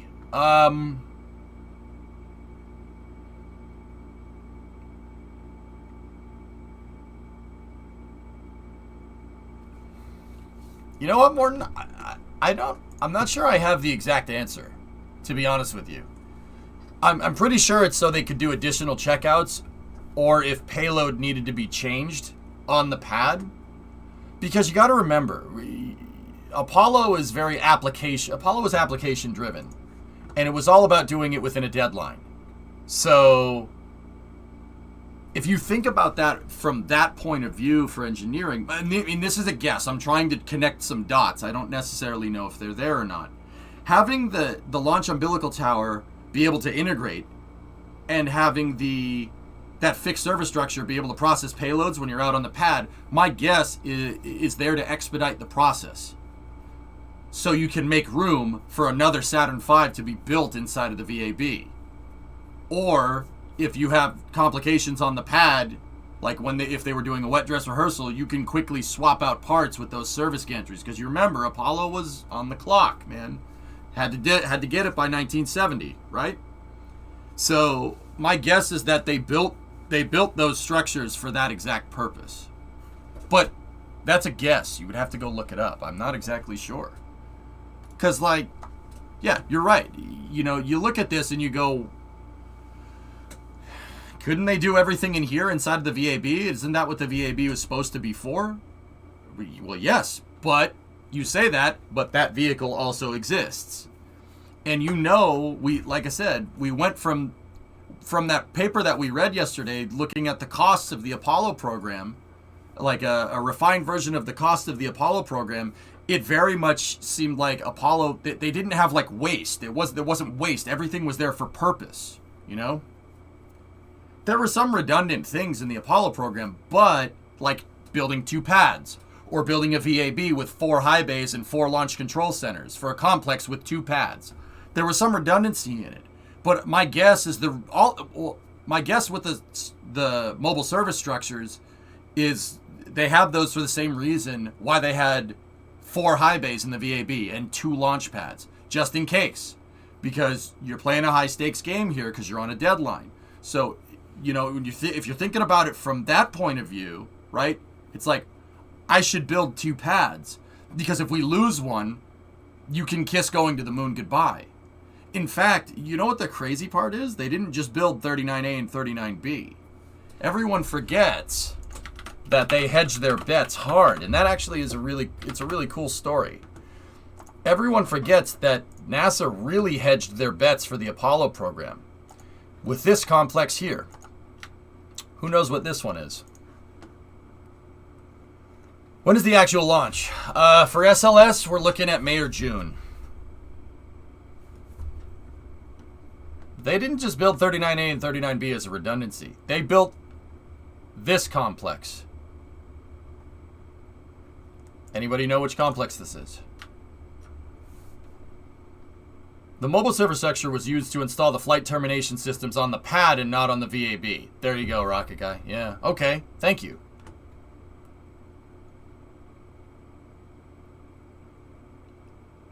So this is Complex 37. This is where Delta IV launches from. Complex 37 is a twin pad complex with one assembly structure, with one mobile assembly structure that can move back and forth between the pads. They're 2 Saturn I style pads with a singular blockhouse that can control pad A or pad B. The reason why they did this is just in case the Saturn V didn't do its thing, they had a backup in the form of Earth Orbit Rendezvous program. You could launch a bunch of Saturn 1Bs and then assemble a vehicle doing EOR and then go out to the moon that way. All of this was built as a backup, just in case. And yeah, it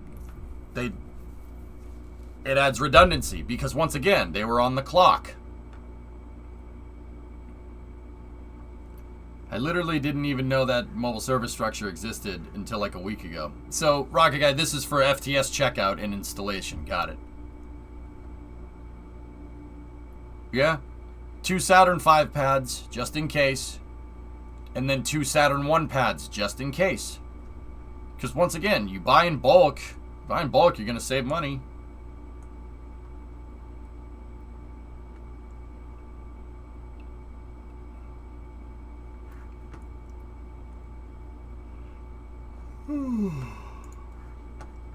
Started that way, yep. And then dual use for additional technical work on the vehicle at the pad. Yep.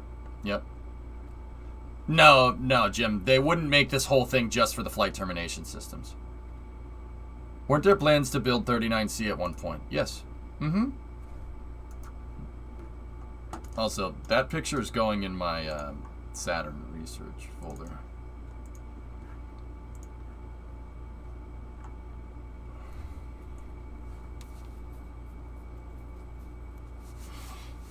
You sent me another? Mutter? What's this?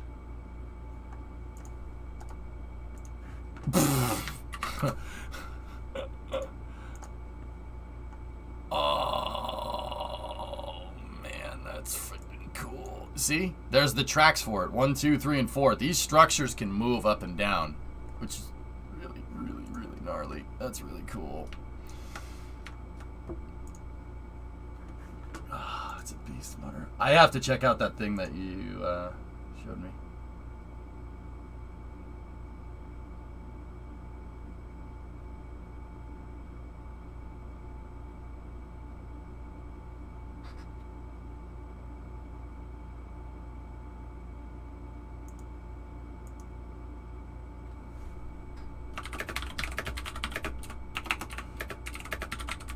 Give me 1 second.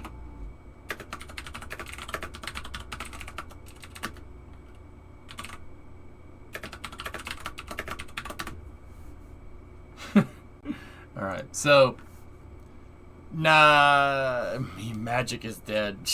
No 420 launch? Nah.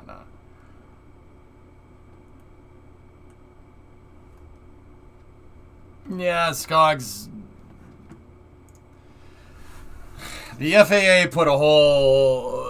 The FAA is kind of the reason why 420 isn't flying at this point, and that's my guess. Because Starship 4, or Booster 4 and Starship 20 would have been good to launch like 6 months ago. And they would have been a good test to launch like 6 months ago. But the fact that they redid the PEA...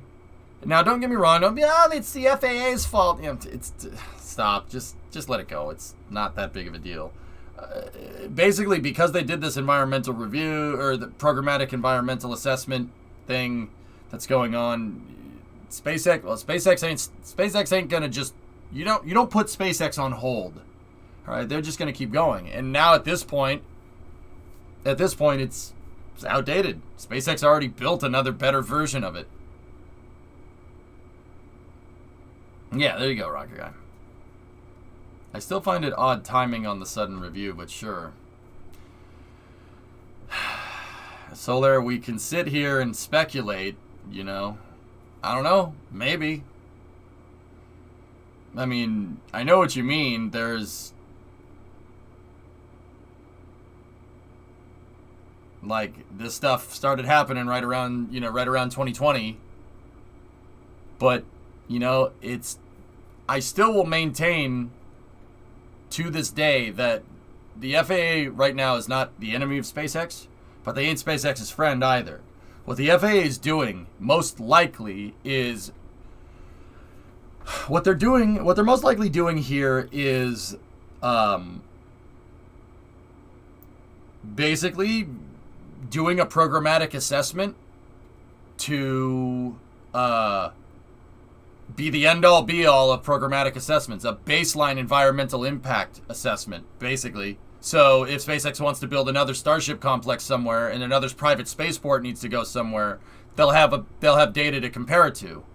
That's most likely why this is taking a long time. That's my guess, but I don't know.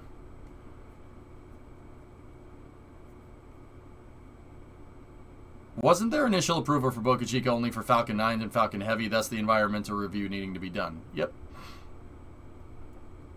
Yeah, Cornbread, they exceeded the amount of flights out of Boca Chica that was originally foreseen with Falcon 9s.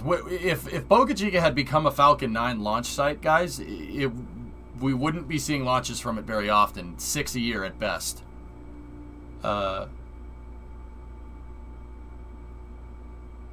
Yeah, Rocket Guy. That's why this.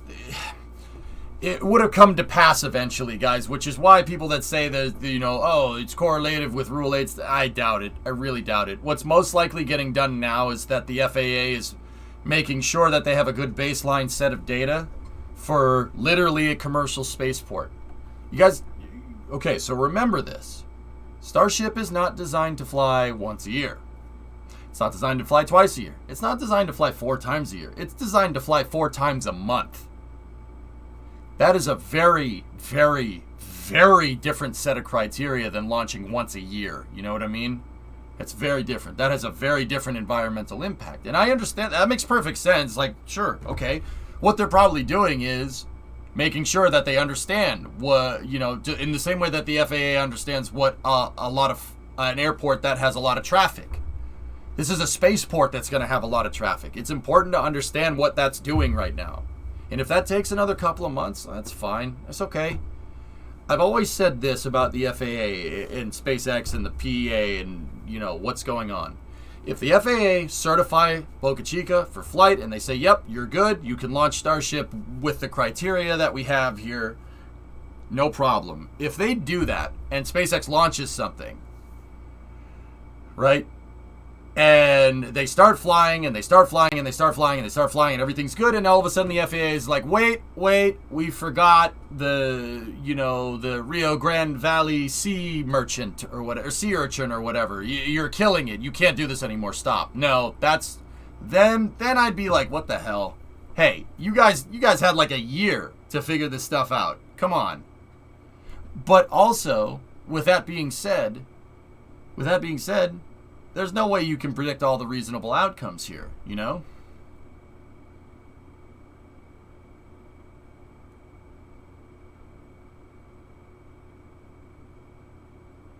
Yeah, Rocket Guy, I think that that's what...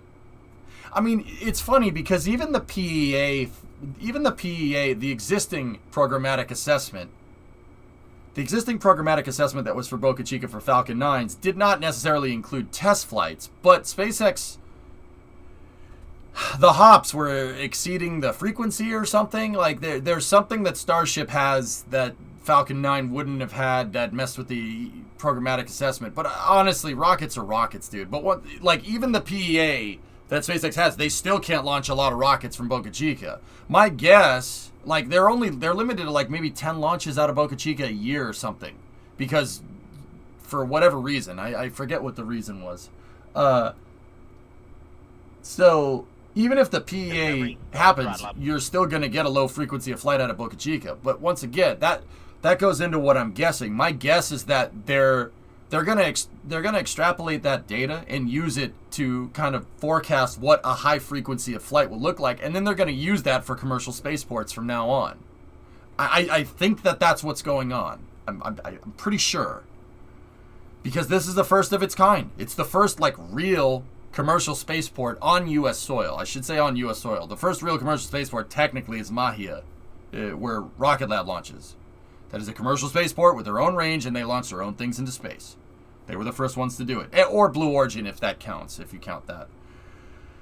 So, yeah, because I'm pretty sure that that's what they're doing. They connected the dots here from the PEA. They redid the PEA for Starship for Boca Chica, and they connected the dots, and then they're making a projection for, what the environmental impact on a spaceport is going to be that launches 100 times a year. And on a side note, how much methane is used over a year now compared to 60 Starship launches a year? Will Starship put a dent into methane production? SpaceX wants to produce their own, Finn, so they want to manufacture propellants on site, so that should tell you everything you need to know. So yes, probably. If it's orbital certification, they're probably looking at what would happen with an explosion over the Florida Cuba area. That's a different thing, Stone. That's not part of the programmatic assessment. The programmatic environmental assessment is for the spaceport, not necessarily the vehicle. But the FAA won't. The FAA won't give you the license to fly the vehicle unless the PEA is done. Also, if anyone in chat knows more, because this is definitely outside of my knowledge, but isn't the programmatic assessment just the first stage to assess development? The development plan, wouldn't you typically have to go through the environmental assessment at some point getting into operations? Yeah, pretty much. Last, please, also nice shirt. Thank you.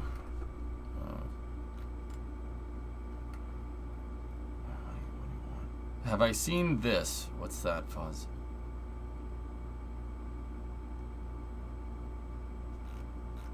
I don't know what I'm looking at there, Foz. Swishio, I don't see your last. I'm looking for it. I don't see it. Did you tag me or something? Oh, alright. Hello, mister. I'm very concerned for Starliner. Yeah, I know. You shouldn't be. It's rotting away in a hangar. It's not. And meanwhile, NASA uses precious ISS slots for tourists. Yeah, you're... Nope. Nope. Nope. 0 for 3, buddy. 0 for 3. Now, don't get me wrong, I think tourist missions are super cool and important milestones, but that poor capsule deserves to fly. It will. And now the rocket it was supposed to fly on is sold out too. For... It's either orbital reef or a museum. No. All the Atlas Vs are sold, and a good amount of those Atlas Vs are slated for Starliner. Yeah, I think it's like 10? Yeah, I think maybe not 10. It's not 5, but it's not 10 either. Yeah, Swish, no, don't be. Dude, look, fellas, Starliner's fine. It has taken a while, and that sucks. But, dude, if you know, they put a capsule and a service module out on the pad, and it had anomalous behavior that they had never seen before in any previous capsule flight, even capsules that flew into space. That is a big red flag. That is a big red flag. Their service module rusted from the inside out. That's a big red flag.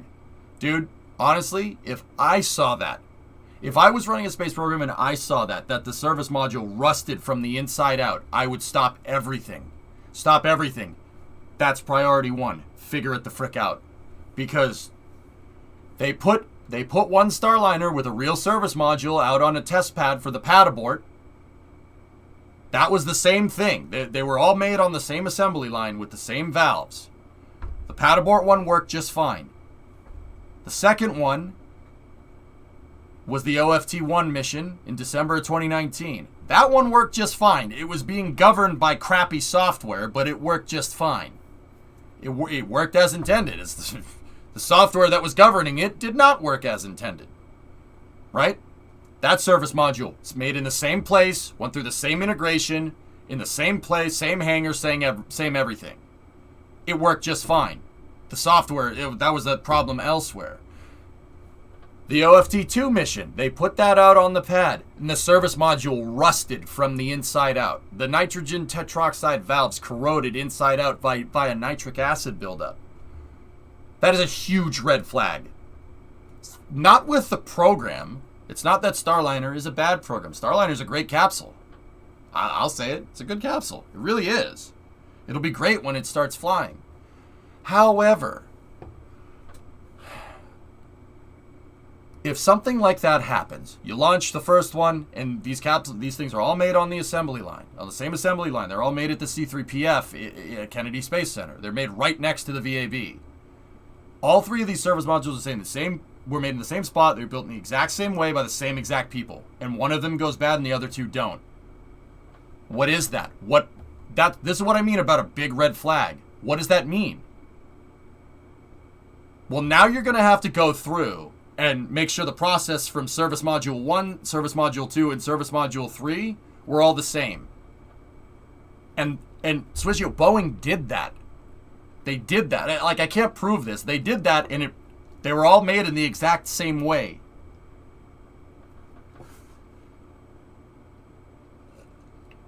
If Japan built it, it would have worked as intended.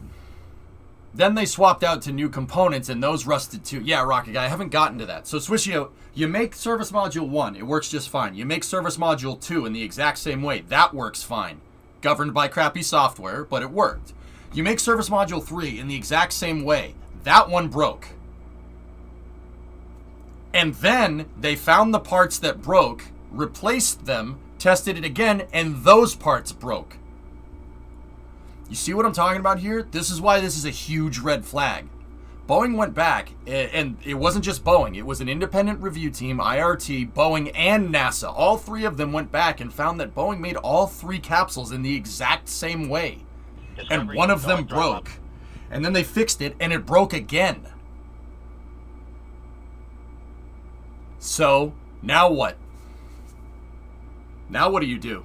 How do you know what went wrong? You can't just turn it off and turn it back on again. They tried that. It doesn't work.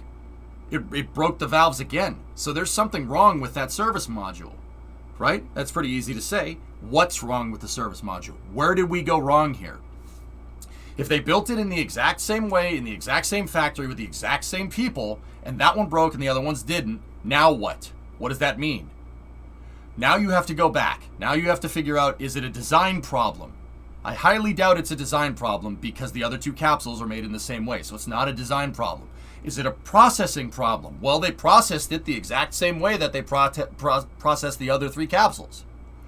So now you have to look for differences between primarily the OFT-1 mission, like the events leading up to the OFT-1 mission and the events leading up to the OFT-2 scrub.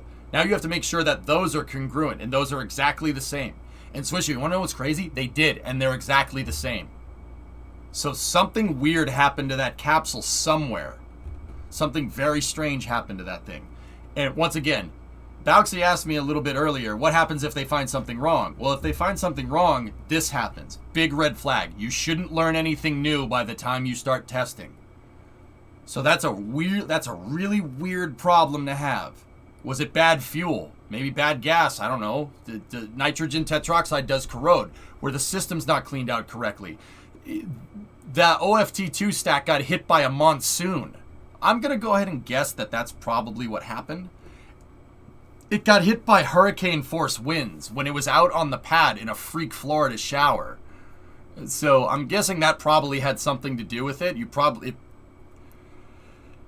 Not many people take into account a flash hurricane just dumping water and lightning their freaking rocket. So now you got to figure out what happened. That's it. Like I said, huge red flag. So Starliner is, dude, I'm honestly very happy that Boeing said, yeah, we got to figure this out. Instead of like, it's fine. We'll just use another service module. It's good. How do you know this won't happen to other service modules? You got to prove it. You can't just sit there and say, it'll be fine. Last time they said, it'll be fine, just launch it. We lost 7 astronauts. Don't do that. And Boeing knows not to do that. Because guess what? Boeing, for the latter half of the shuttle program, operated the shuttle. Yeah. A Boeing subsidiary called the United Space Alliance was operating the shuttle pretty much from post-Columbia, well actually it was pre-Columbia, all the way to the end of the program. They know not to do that. And this shows that they know not to do that. Boeing's the one that said, nah, we got to figure this out. And NASA was like, yeah, you do need to figure this out. Just tuning in. Can someone give me a one summary sentence what's going on with Starliner? They're fixing it. They're fixing it. But it's a big puzzle to solve. You know what also sucks? The problem was so bad that more than half, like 14 out of 24 valves in the capsule were rusted shut. It wasn't just a single instance. Yeah. Rocket Guy, something happened to that capsule, and you got to figure out what it was. You can't just sit there and say, no, it's fine. You can't do that. NASA's paid Boeing for these missions to get it. So Starliner will deliver people to the ISS. NASA paid for it, and Boeing better deliver, and they will. They will, but literally Starliner, what happened with Starliner is a worst case scenario. I don't think it's a reflection of the engineering at Boeing. I don't think it's a reflection of Boeing Space Systems at all. This one was straight up bad luck. Now, the software stuff with the OFT-1 mission, that is very much their fault. That's very, very... Outsourcing the guidance system? What are you, nuts? What are you doing? Who thought that was a good idea? I think that deserves criticism personally, but I don't know. This service module thing is not the same thing. Dude, it's not the same thing. This is something completely different. There was some kind of outside scenario, and I'm not suggesting nefarious purpose here. Something happened to that service module that was different than the other two, despite all three of them being made literally right next to each other. Something weird happened. Okay, I thought the capsule was ready to go, but apparently not. Thanks for clearing it up. Swishio, they're finishing up the independent review, and they figured, dude, here's the thing. They tested Service Module 4. Service Module 4, they put it through its paces. They tested the trash out of that thing. The next service module in line. SM3 is junk. They just said, put that over there. We have no freaking idea what the heck's... Well, not no freaking idea. We don't know why that's doing that. So let's test on the next capsule or the next service module on the assembly line, so to speak. They tested that capsule, everything worked.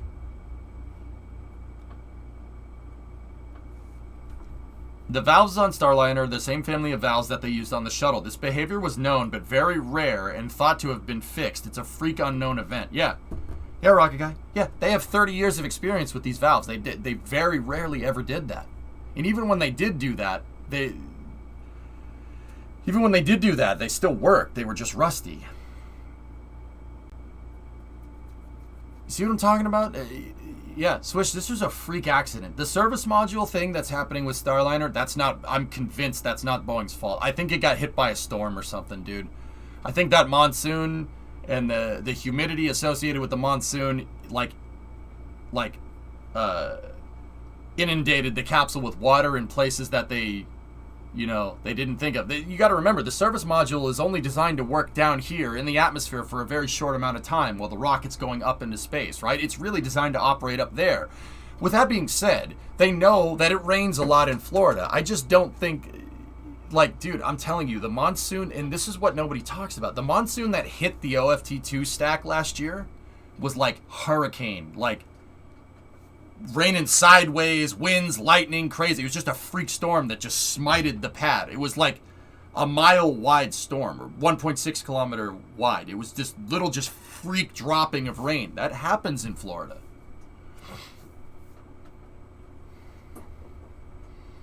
Yeah, that's just... And once again, I'm not running cover for Boeing. Fix your damn software, all right? And they have, but this one, I wouldn't chalk that up to them, dude. And I ain't just saying that to gain favor with them. You know what I mean? You have to be held accountable, right? But I don't think this one's on them. I really don't.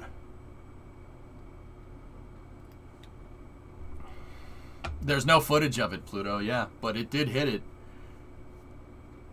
I think they just got hit with bad luck. It's like what Picard says in that Star Trek quote. You could do everything right and still lose. That's life. Deal with it. Yeah, Switch. Yeah, Florida is a fun place. Yeah, it's very strange behavior. It's dude, this is a nightmare scenario. Just a nightmare scenario. It's like when I had the SSTO. We got the big SSTO working, and I got everything working correctly on the pad, and I saw anomalous behavior, and that caused the whole thing to blow up. I'd never seen that happen before. But it did. I never saw that happen previously at any time, but it happened, and it blew up the SSTO on the pad, and I was just like, frick this. I don't want to do this anymore. I'm sure someone in the Starliner program was like, Jesus Christ. That's my pet peeve, doing everything right and still losing. Like I said, Ning, this is just bad luck. This is just straight up bad luck. It doesn't happen very often in the space program. Usually you can trace the fault tree back to one singular event. They can't figure out the singular event with this one. And that's not a bad reflection of Boeing. I'm telling you, usually it would be. But in this particular scenario, with the information that we've been presented, this is just a freak accident, man. It is a freak accident. Because like I said, they tested Service Module 4 and it's working just fine. They put it in the exact same conditions that they put Service Module 3 in, minus the freaking rainstorm, and it worked. So I don't think that there's a design flaw in the service module. I think this is just a freak scenario, dude. Hey, Smirks, what's up, man?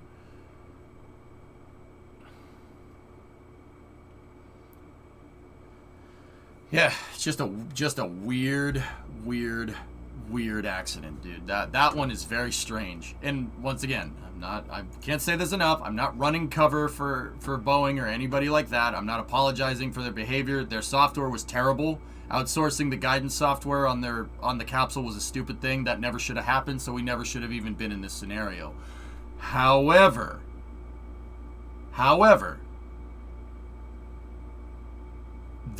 they found another way that the service module could fail. If the OFT-1 mission had gone correct, people would have flown on this service module. So that's food for thought. Dude, everything happens for a reason, right? Like, it's just food for thought. People were scheduled to fly on SM3. Service Module 3 for Starliner. That one was supposed to put people up to the ISS. Can you imagine if they brought up to the ISS and the valves corroded while it was attached to the space station? That's a nightmare scenario. What's freaky is that they replaced the valve assemblies and also rusted out in the same conditions. So what the heck changed with 4? I don't know, Rocket Guy. We never got that information. Something weird happened with SM3. And I don't know if it's something on the assembly line, but they would have gone through checkouts before they rolled it to the pad. You know that, right? Like, you don't just put it together and then say, all right, it's good to go to the pad. No way. Service Module 3 was fine until they rolled the fricker to the pad, and then something happened. Then you could get a Nauka scenario. Bingo. Yeah, that's bad. No, they would not. The valves would still not work and the capsule would still be scrubbed. Yeah. Okay. Sure. I'm not... Dude, how do you know? You don't know that. You don't know that for sure. I'm actually pretty damn happy that this problem manifested itself. It's something that you can use to better understand the capsule and make it safer. Because if that ever happened when we were on orbit, they'd be screwed. Screwed. Like, screwed. Like, you're not coming back. Can you clap for me? It looks like my audio is out of sync.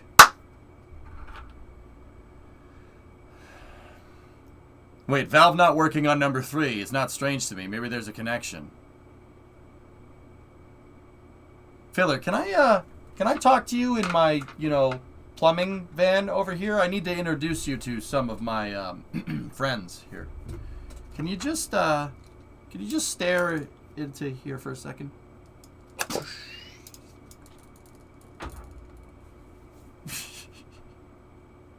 Filler, there was no problem with Service Module 3 and valves. They had a problem with a freak rainstorm, you understand? Swamp gases reflected off of Venus. You didn't see graphite tips on the ground because they weren't there. Okay?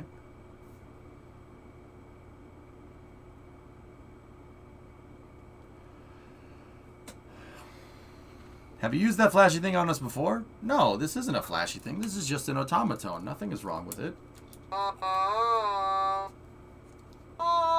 What could be nefarious about this? What?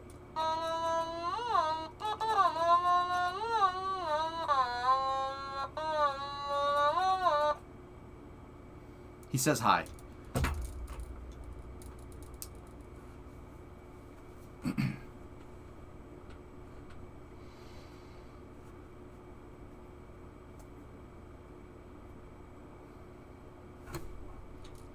Hi back. They say hi.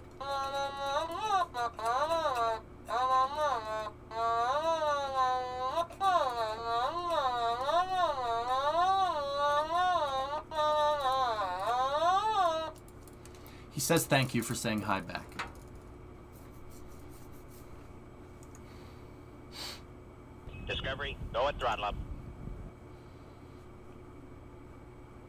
Oh, okay, Bran. Good to know.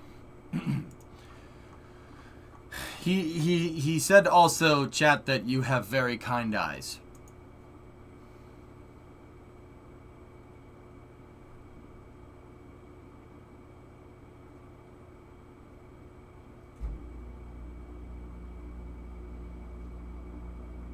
We don't!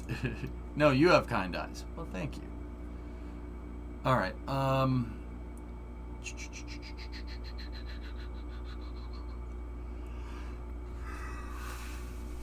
Ravengard, 24 months, and then Facha had a 26er in there too. Thank you very much. Alright, let's see. Anything else?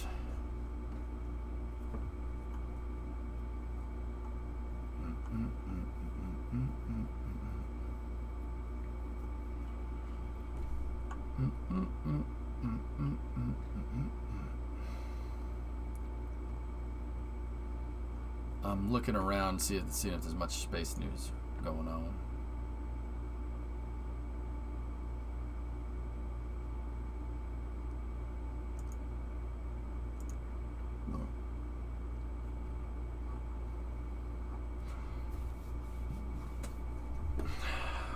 Yeah, fellas, there's not much. I think we'll move into the Starship updates. Right? Yeah, I think that's a good idea.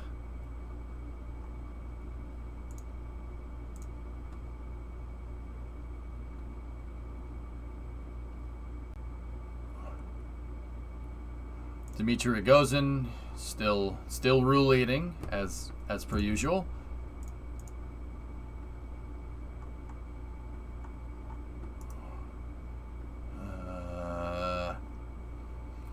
Yep. Okay. Just want to thank you for all the stuff you taught me. No problem, Mines. Good afternoon. How are you doing in this fine afternoon? I'm good. Just got a chill Saturday space news. Here's something for the Formula One fans to make sure. Mick posted this. Just want to say that I'm okay. Thank you for the kind messages. Car felt great. We'll come back stronger. Yeah, he caught the curb in qualifying and hit the wall pretty hard. I'm glad the kid's okay, though. Glad he's all right. That Jeddah track, man. It's tough. It's a hard track. Hard track to drive. Yeah, no, that scared me, Yurovich. That was a bad crash. But there's that NSF article, unless it's too long.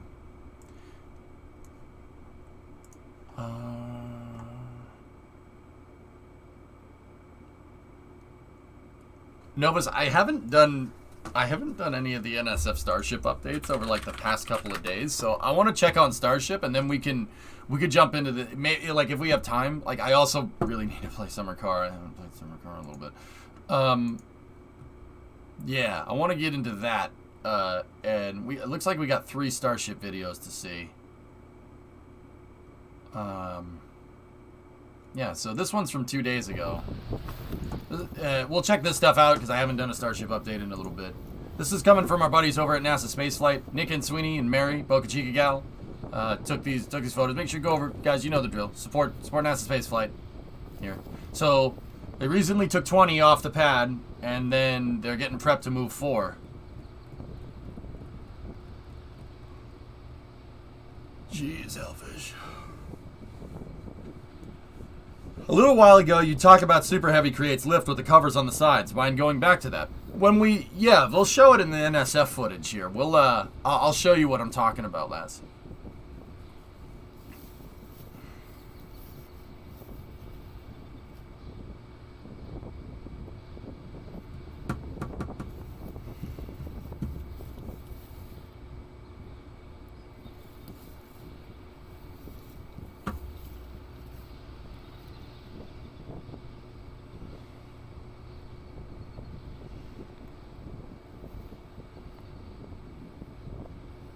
So there's the stand for Super Heavy. Darn it, failing to get up a hill in Railroads Online because I left a car brake on. Oh, stop! You're making me want to play that.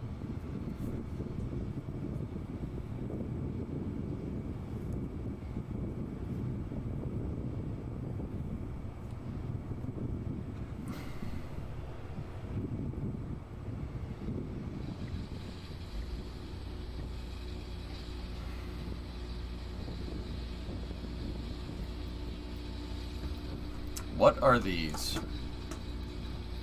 Well, that's a link to Imager, but that's not important right now. Counterweights. Those are the crane counterweights. They're like Lego bricks. They stack on top of each other. Each one of them weighs 22,000 pounds.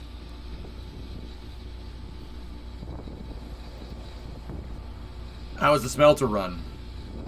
Good, Hibbit. We took the Eureka engine down there, and it works just fine. I made one run in it, and then the game crashed on me. After we dropped off all the cordwood. So, yeah. We're gonna make more runs, but yeah, the whole paperclip track works awesome. You can highball the whole way. Dude, to prove that, like, the 1% grade... To prove that, like, the 1% grade works correctly, I took the Eureka engine, which is one of the faster engines in the game, and I highballed it when it entered into the paperclip, and I got off and watched it go around. Didn't derail, stayed perfectly at the speed, and then I hopped on when it was exiting the paperclip. Yep. Just to show that it worked. Works just fine. You don't need to worry about sanding. You don't need to worry about like the train going off the tracks, it going too fast, it derailing. The radius on the corners are perfect. It's not gonna break. I could just basically put the regulator on high and just sit there and talk to you guys while the train goes down, which is cool. That's exactly what I wanted to do. That's exactly what was the purpose.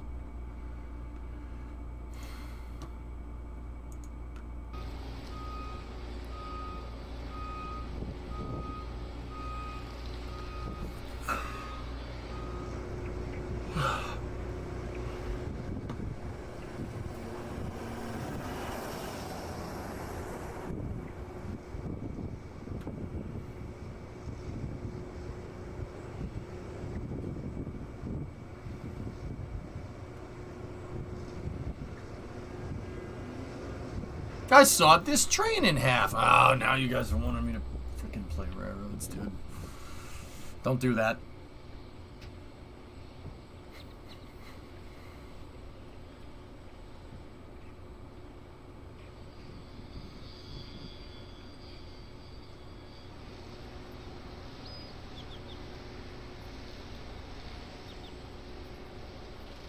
Flex hoses.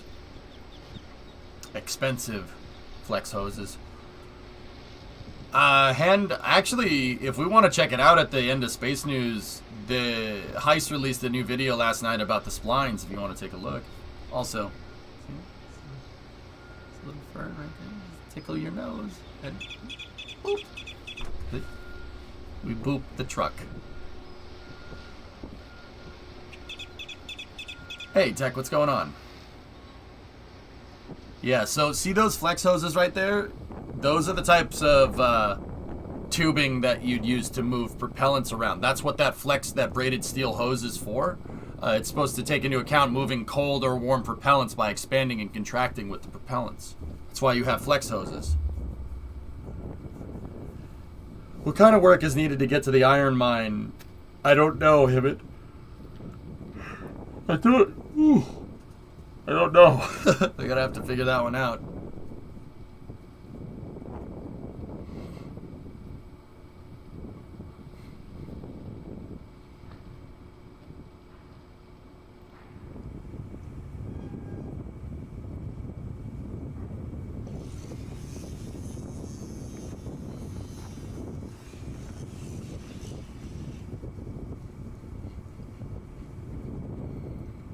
Guys are putting in tiles. Notice they button up the tiles on the edges of the cilia fibers first. Looks like a button.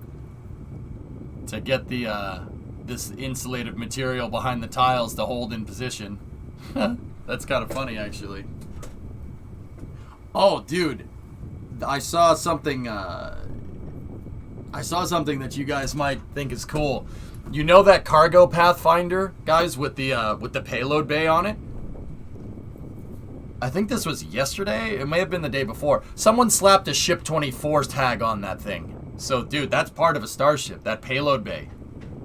The Pathfinder payload bay is part of Ship 24. Believe it or not. Last, please. Starship question. You? No. K3, I'll check that in a second. If they need this much infrastructure to get all this done here on Earth, how do they plan on doing it on Mars? They're not going to build the ships there. And on Mars, a starship is an SSTO flight. Yeah, Swishio, it's fine. It's an outdated design anyway. Guy's working on the quick disconnect. Super heavy quick disconnect. K3, your proposal for building between DV and Kickning's tower. 15 stories, lobby and roof around 70 blocks tall. Approved. K3, I trust you. Yeah, you can build at your leisure, dude. Serious. You don't need to ask me. See? Flex hoses. There they are. And then they're gonna close the hood. It's gonna slam shut. Well, not slam shut. It's going in slow motion.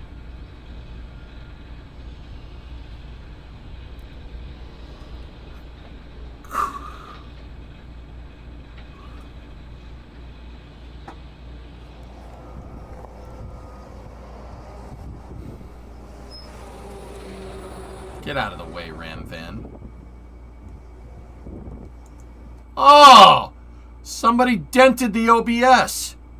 Bro. Look at the dent. Who the frick did that? Oh, come on. Somebody dented that dude's truck.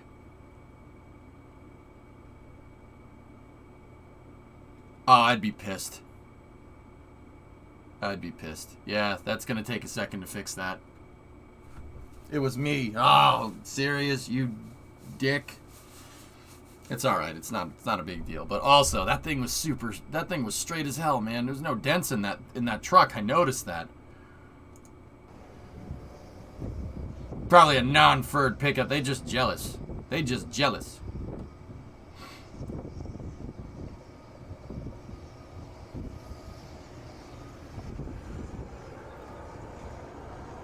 I don't know what you're talking about, Brent.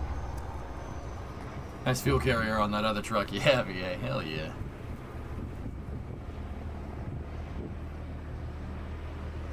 It was probably the owner themselves not paying attention while backing it up because they were daydreaming about driving a good truck. Yeah, I don't see any Chevys from the 90s around here, Buck. Do you? Huh. Oh, wait, I don't see them. Do you know why? Because they're all refrigerators.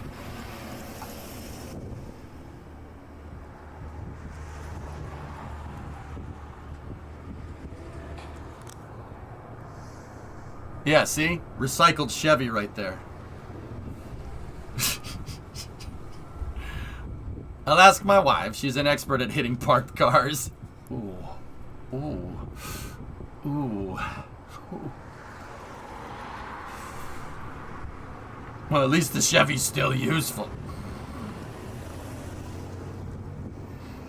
How's that copium?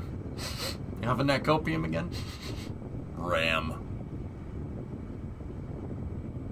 Hello, EJ in chat. Truth be told, when it comes to your line, it's good for the 440.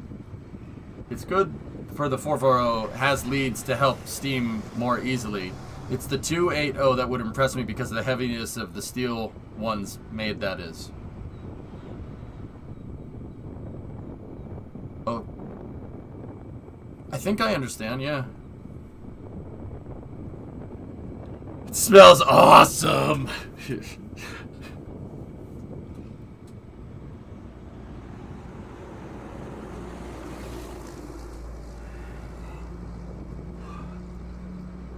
Hey Vulcan, what's going on? How is your boat? My boat goes good. Just checking out the Starship update here.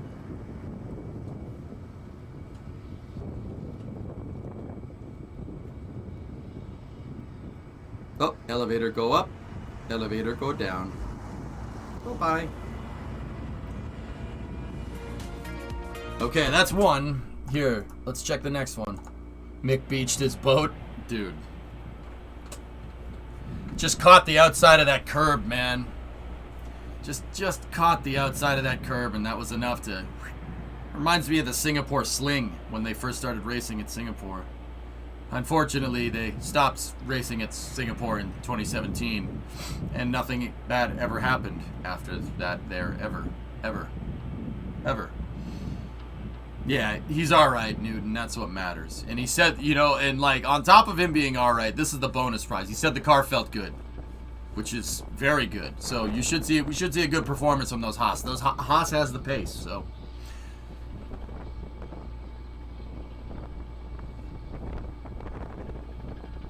yeah, Newt. That was the first thing he said is I'm okay. The second thing he said is that the car was strong. That is only race car driver things. Yeah, well, the car ain't strong no more. Might thought the engineers might be able to fix that by tomorrow. Dude, I guarantee you they're in the shop. The Haas guys are in the shop right now, burning the midnight oil, getting that car fixed. I like Jetta, serious. Fun fact, SLS looks way bigger from the water than at Playa Linda.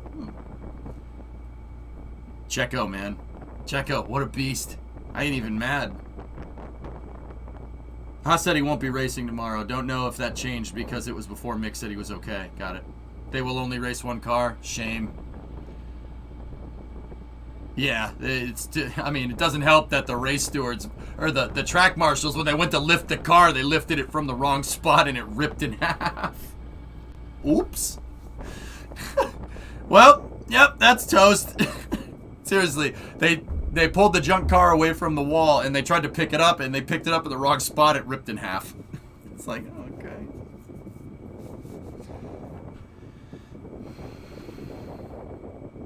Now you have two cars. Yeah, right.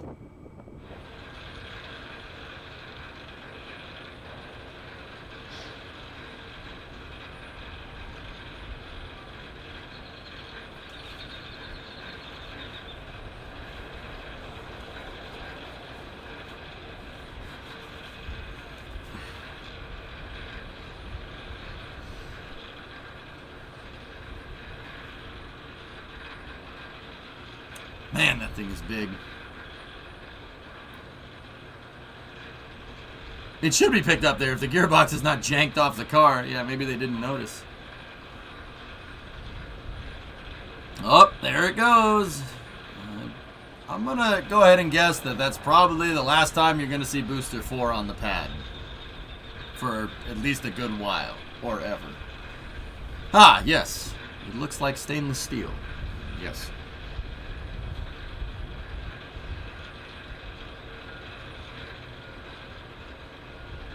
At least Mick hit the wall sideways. Yeah, that's right. It's crazy, though, Hibbit. Any idea why they aren't using the chopsticks? I don't think Booster 4 has the right mechanism to hook it up. I think 7 and 8, Vasya, have a different method for the chopsticks. I sawed this F1 car in half. That's a lot of damage. Hibbit, you know how hard that thing has to hit the wall for the bell housing from the transmission to shear off the car? That's a lot of shearing force. What happened to 5 and 6? 5 is out to pasture. 6 was a test article. 7 and 8 are being built right now. That's a lot of Raptors.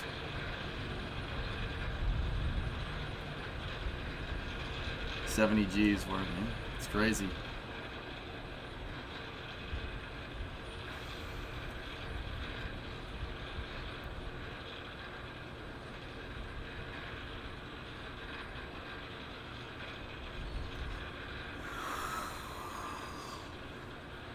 Please tell me they weren't under that thing. I would not be anywhere near under that thing when it's moving. Because if it falls, they're gonna be picking you up with a sponge. Yeah. I don't think they're scrap, Foz. They'll probably use them somewhere.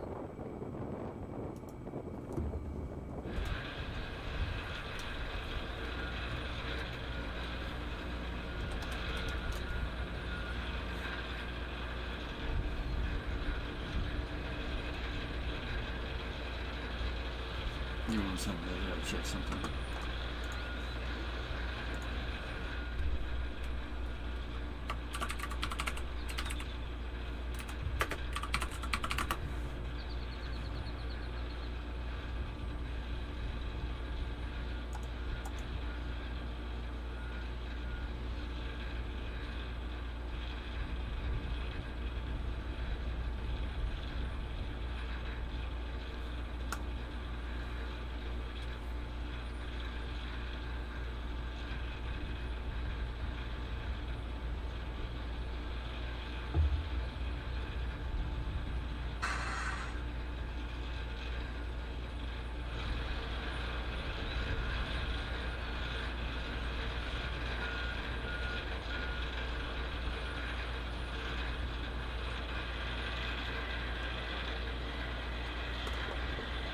well then.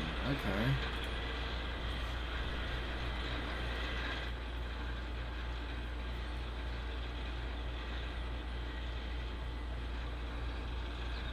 What's that, Magi?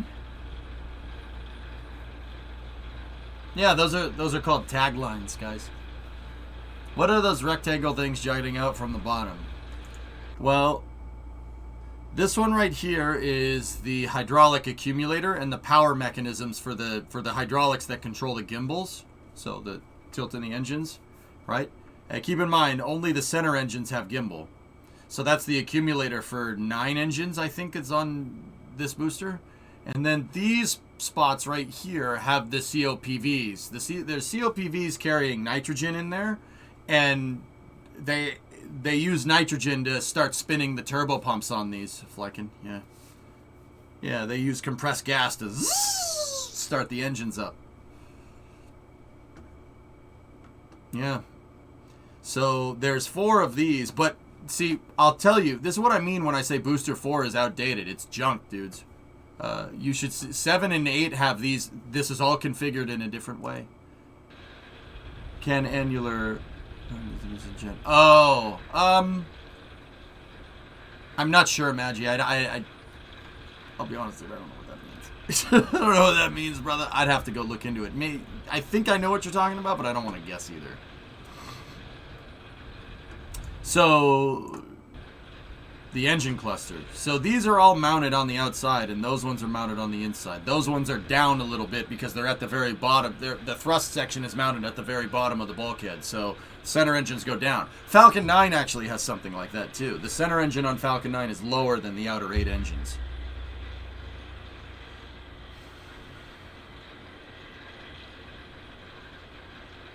It doesn't need tiles, Flykin. It doesn't go out of the atmosphere. Well, it doesn't go as fast out of the atmosphere, let me put it to you like that. What do you call this type of configuration? I think can annular, I think, is the right way, Magi, but I'm not sure. I'd need to ask someone. That one's a little out of my league.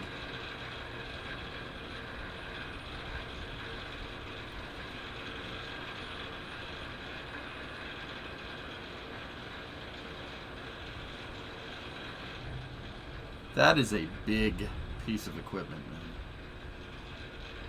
Crane assisted takeoff. Yeah, this was yesterday, guys.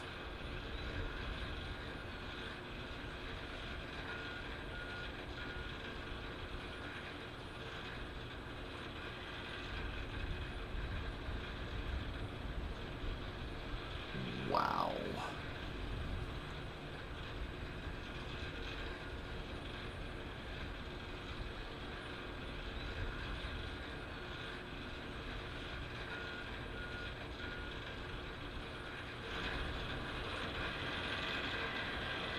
Yeah, kind of, man. Yeah, radially attached, I guess, yeah.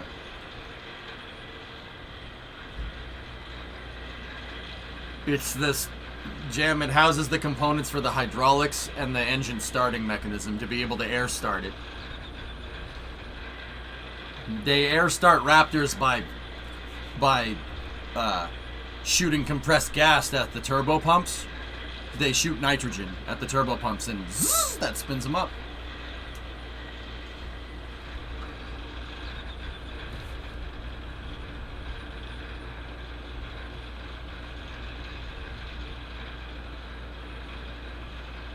Ugh. This sped up is like, that thing's moving.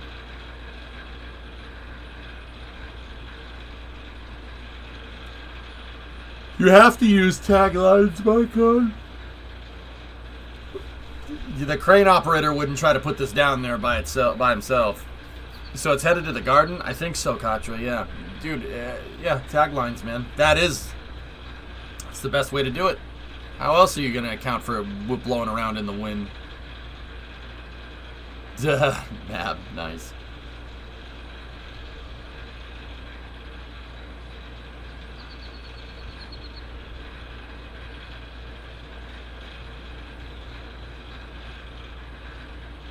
By being good.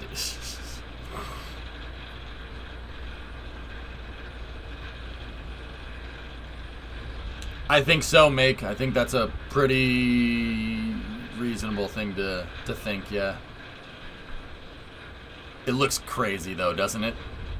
Doesn't that thing look so cool?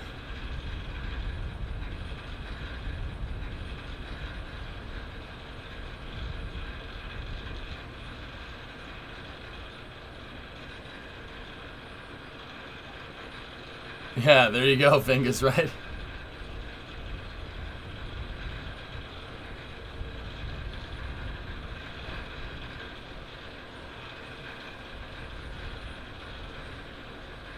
See, note, it's an important thing to note, fellas. See this thing, the booster stand.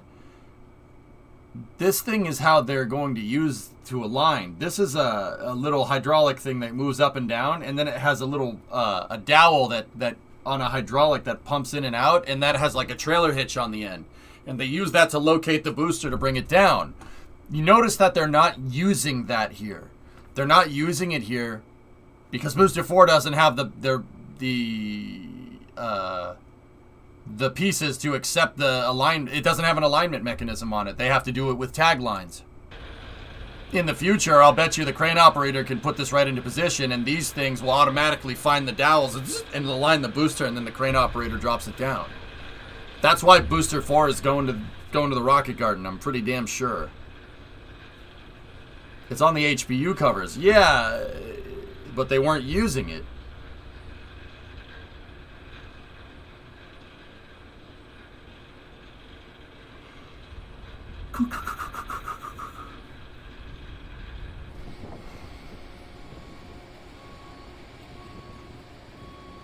This is at this is at Boca, not KSC, Jim.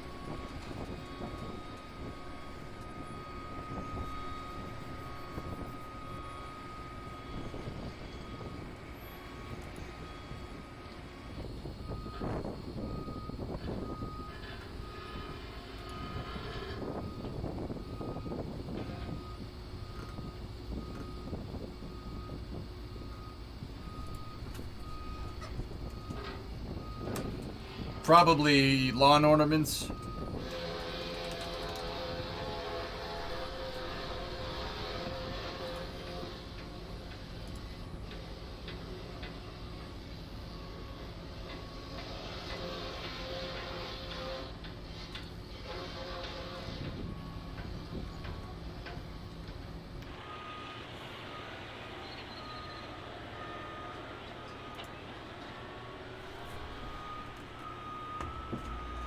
Do we see a stack booster starship at the Cape before the end of the year?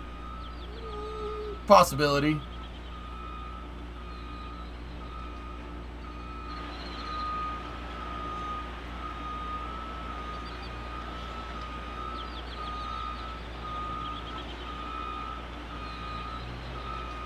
Yeah, there you go. They're installing the paneling.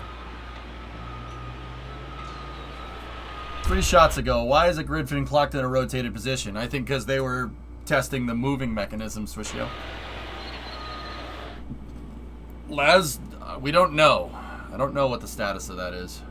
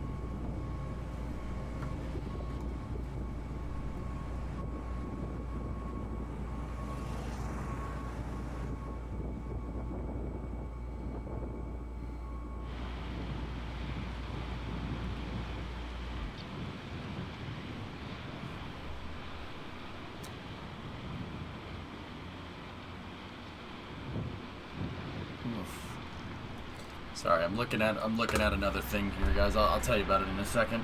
Nice shot of SA1. Sorry, can I back this up a little bit, fellas? What do we see? Oh, yeah. That is a great shot.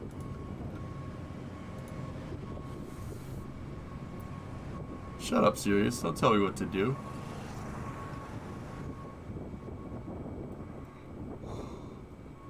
I'm the streamer. You gotta do what I say.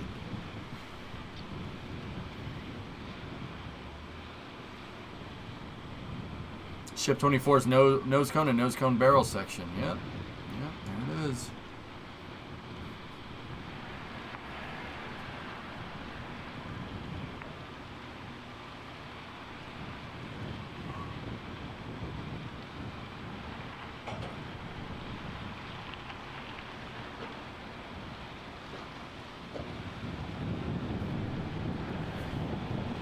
Saturn Apollo hired.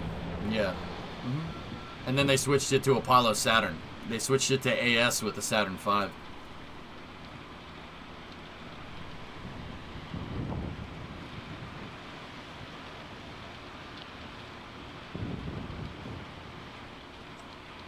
Man, that thing's really coming along. Jeez. Dude, look at that. Frickin' payload bay. Oh, that's so cool.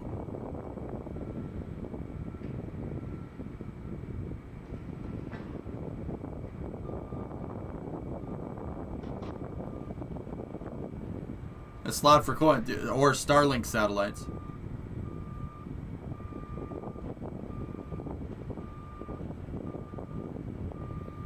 That's the Pez dispenser. Yeah.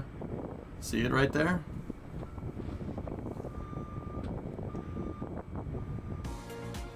All right, one more.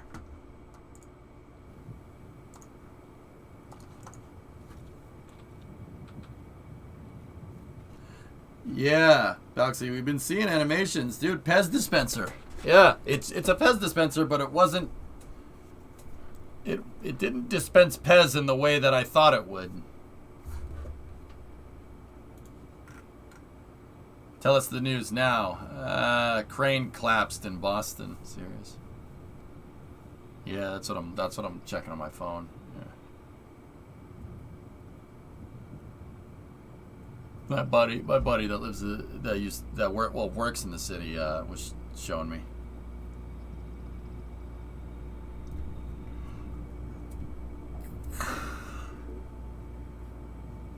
Did you know that Pez is short form for the German word for peppermint? 9. Oh, and there they go. Bum bum bum bum bum bum bum bum bum bum bum bum bum bum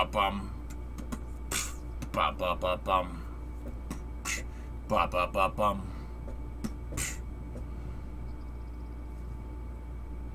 Get the frick up. Someone says, get the frick up. Oh, Vice City view.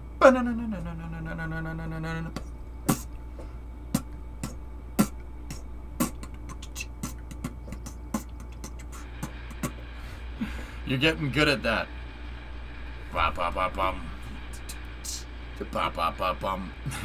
It's a good song, Iron. What can I say? Do you think that they will have a specialized Starship variant just for Starlings? Yes. Just with that dispenser and another for types of cargo with doors. Yes. Lazarus, the way everything looks here is I think the first Starship flight, the orbital flight test, is going to deploy Starlink satellites. There, I said it. I think that's going to happen.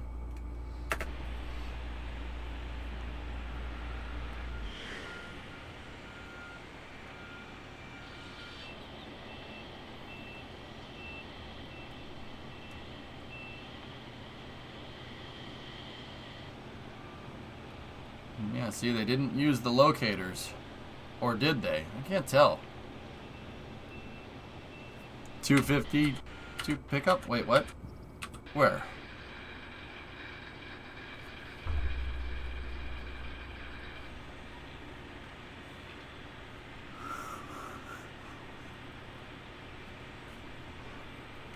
Yeah, I see it, Swish. They were testing it. Oh, 252 pickup. Yeah, okay, I got you.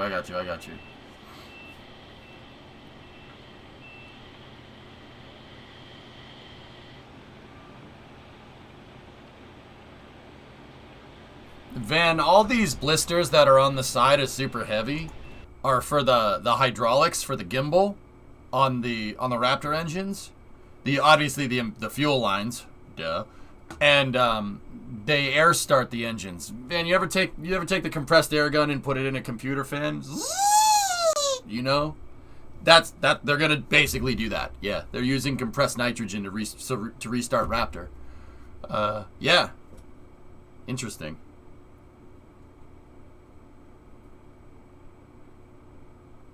When do you think they'll test the chopsticks to catch landing a rocket? It's going to happen sooner rather than later, Grayson. I'd say sometime this year, yeah. In fact, I would say that Elon probably... I don't speak for him, this is just a guess, okay? I would say that Elon probably wants to get a catch in by the end of the year, at least one, yeah.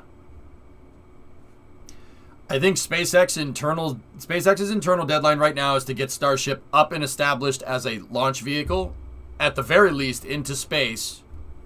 by the end of this year. Yeah. Like, I think that 2022, for the latter half of 2022, we're going to see a lot of Starship rapid prototyping development, especially in the summer. And then I think they also want the Kennedy Space Center pad finished by the end of the year as well. So I think by the end of the year, we'll at least have one Starship to orbit.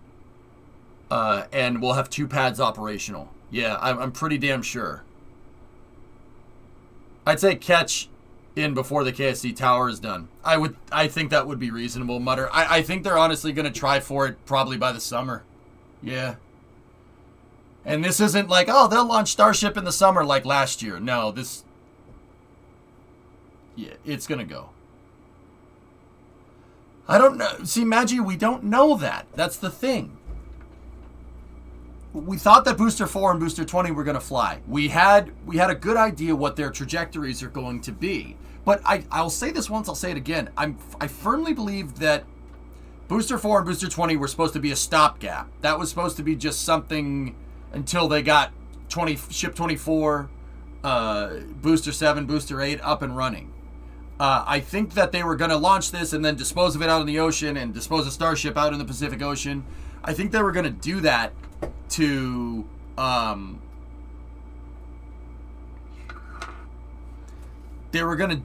if the FAA let them launch. So like a Booster 4 Ship 20 thing probably should have happened by the end of the year, like at the end of 2021, dude. So I think that's what they were trying to do, but because they haven't been able to launch because of the FAA, and no, it's not the FAA's fault. They got to make sure, right? Because they haven't been able to launch and stuff. I think that I wouldn't think it's too unreasonable for them to try and catch something on the first try. Why wouldn't you? Starship isn't moving any payload into space. Super Heavy will have tons of extra fuel. Even if it's just moving some Starlinks. There's no way they're cramming 100 tons of Starlink satellite into Starship. You know what I'm saying? I think, like, don't be surprised if SpaceX comes out and says we're going to try and catch it on the first try. You know, I really honestly think it's going to happen. They probably want the Roberts base to be finished around the same time. Yeah, something like that, Laz. The FAA delayed it again, Katre. It's till May, the end of May now. Yeah, could have seen that one coming.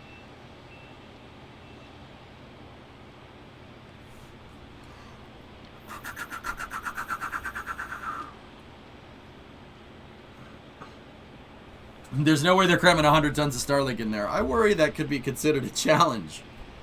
Maybe they might, Poison. Who knows?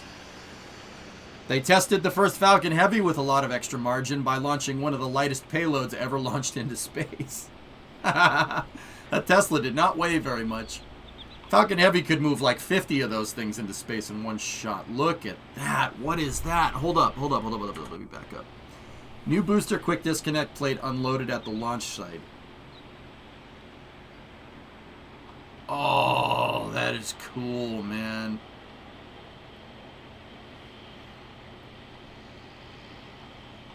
Oh, no, it's April. It's April, not May. Not May, Hibbit, not May. It's April. Sorry, I forgot what month it was. Also Mustang. Also Ferd. See? locating pins. 1, 2, 3, and 4. They're angled at the front, so if the umbilical is not precisely lined up, it'll slot into position. Interchangeable interfaces. Yeah, interesting, huh?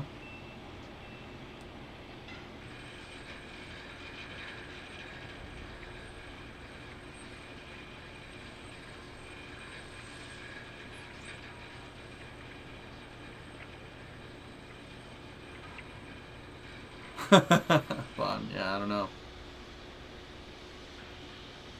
There's the moon up there.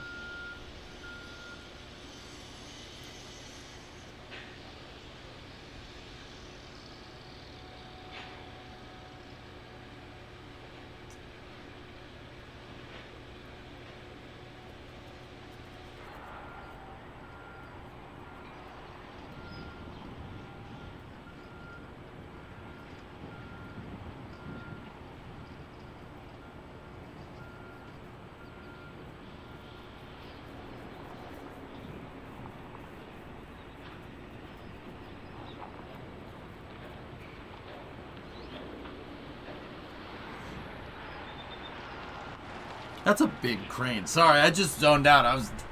My mind wandered, and I'm looking at the crane. I'm like, damn, that thing is big. Oh, there's 7. Oh.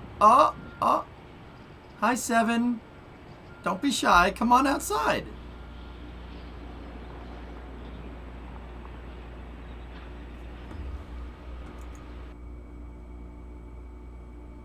Whoa.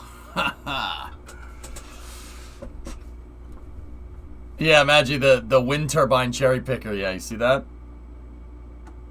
Yep, see? So, look at 7, guys. Here, I'll back it up a little bit. Look. See the blisters? The blisters down at the bottom, they're different. Instead of stacking 2 COPVs side by side at 12, 3, 6, and 9, they just chose to stack them at like if we're looking at a clock, the 4 o'clock and the 7 o'clock position. Right? They're only on one side, and instead of the COPVs being side by side, they're stacked on top of each other. There's 4 of them on either side, and the blisters are only on one side. See it right there? That is a little flap that's on the booster. Here. So if we're looking at Super Heavy from the top down, right? The blisters do this. See what I'm talking about? Somebody was asking me what that new configuration for Super Heavy means. That means when Super Heavy's flying back, because these surfaces are flat, it basically makes almost, it's not exactly, but it makes almost a flat surface down there. That's going to generate a ton of lift. A lot of lift. So like, if we're, here, let me...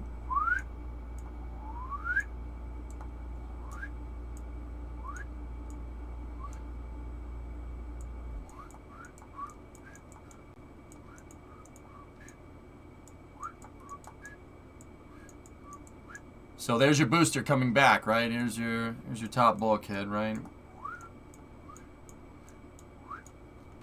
And then there's the inner tank, or the CBH, right? Having these blisters down here, like this, right? You know, and then you have your Raptors. You got your little wingling Raptors down here, and then...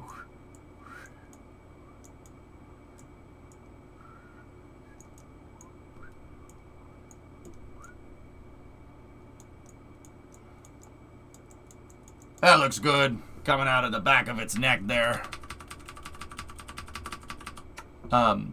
You have all this lifting surface down here, so the booster will generate a ton of lift right there. That's where the center of mass of the booster is, right? The center of gravity of the booster is right around that spot. So this thing is going to generate a ton of lift.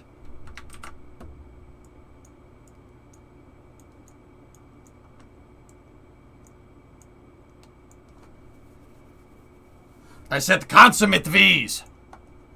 Consummate V's.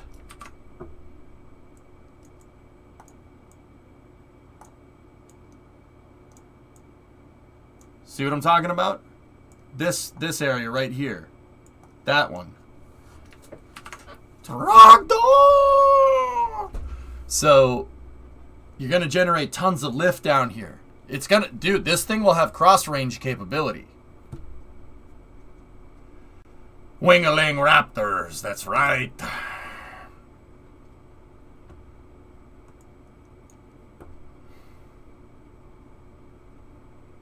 Yeah, that's those blisters right there. You can see them. See? Right there. Dude, this thing's going to generate lift. It's going to have cross-range capability. Remember the Freedom rockets in Kerbal? Remember those? Literally that. It's not going to fly as good as those. But literally that. I really like Professor EJ at the whiteboard. Oh, thank you very much. I appreciate it. I will be here all day. Be sure to tip your waitress. It needs a lot of cross-range capability in comparison since it doesn't use as many propulsion corrections. No supersonic retro propulsion. Sad face. Dude, you could really see him right there. That's almost a frickin' wing. It's almost a wing rocket guy. I'm honestly surprised they never did anything like that with Starship, dude. But, alright. Bird. Yeah, we gotta... No, bird. Stop. Gotta... Boop. There we go. Alright, cool. We're good. Is it a problem on the way up, though? Well, no, Lazarus. Think about how air is moving on over the booster on the way up. On the way up, it's going this way, right? On the way up, the air is moving parallel with the blisters. So you're going to get a little bit of drag right here, and air is going to be coming down, and it's going to shoot off the side. But that's a negligible amount of air. That's nothing. It's nothing at all.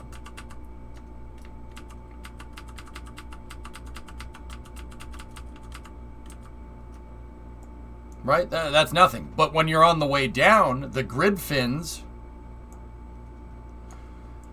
are going to act like elevators.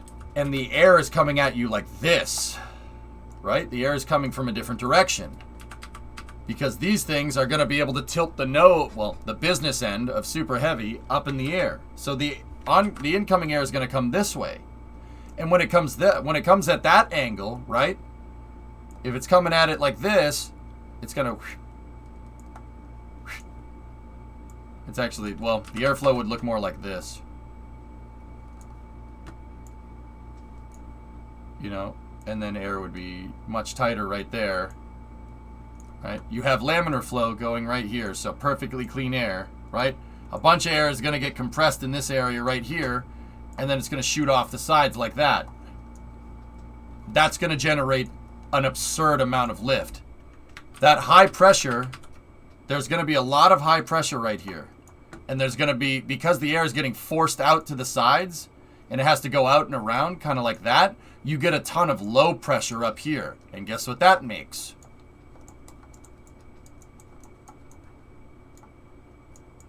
Luft! Luft! It doesn't have the umlaut over it, I know. Or does it? I forget. It doesn't matter. But yeah. See? There it is right there. Yeah, it's going to basically turn the front of it into a wing. It's going to lift right over the center of mass, dude. This thing is going to fly. It's going to fly. It's going to be insane. Luftballon. 99 Luftballons.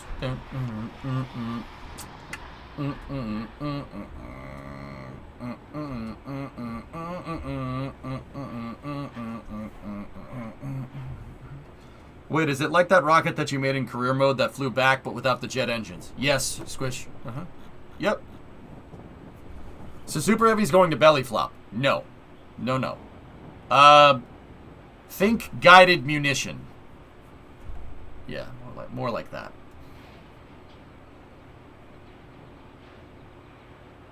That's a counterweight.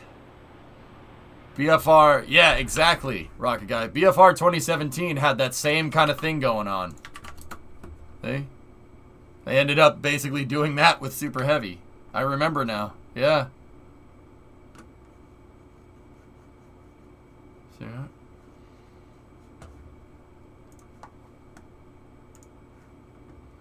Luft, Airlift, Auftreibskraft. Auftreibskraft.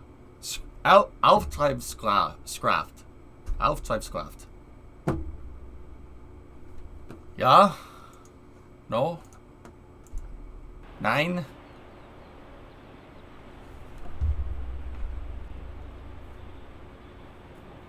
I can't say that word, Gregan.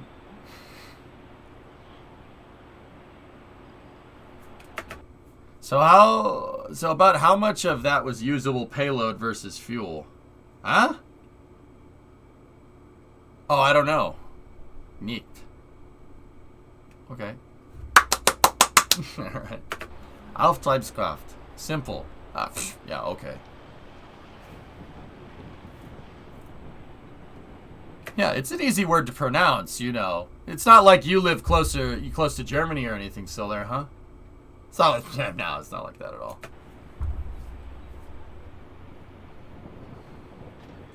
Scheiße. Am I saying that one right? Oh, no, hey, 7, where you going? Come back. Come back.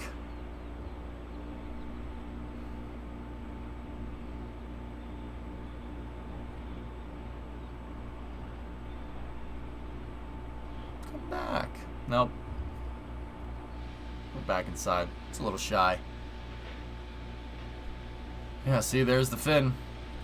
That's actually not even a fin, it's a passive surface.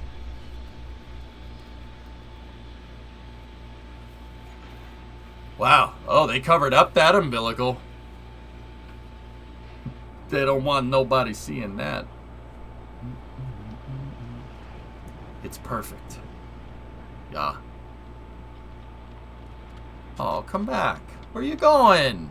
Where you going? No, hey, don't be like that. Come on. Come on back out here. We all want to see you. You're beautiful. Hey! Hey! Welcome back.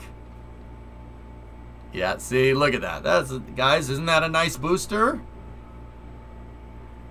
You scared? I didn't scare it. Look. Hey, come here. Hey. Look, you came out of your shell. Look at you. You are gorgeous.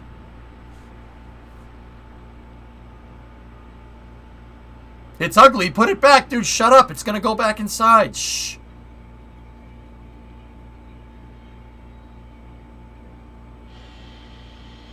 See the...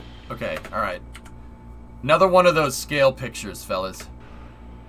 Okay, look at the vehicles. And then look at the booster. Look at the vehicles. And then look at the booster. That thing is freaking huge, man. Who's a good booster? Hey, come here. You know you want to.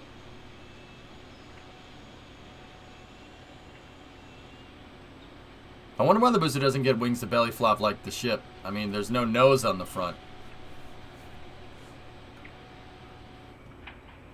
How will the booster generate power during flight?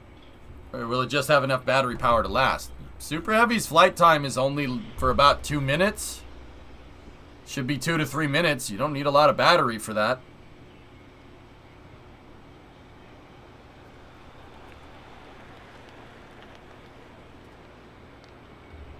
I mean, it's going to need big batteries, that's for sure. They're going to be up there at the top.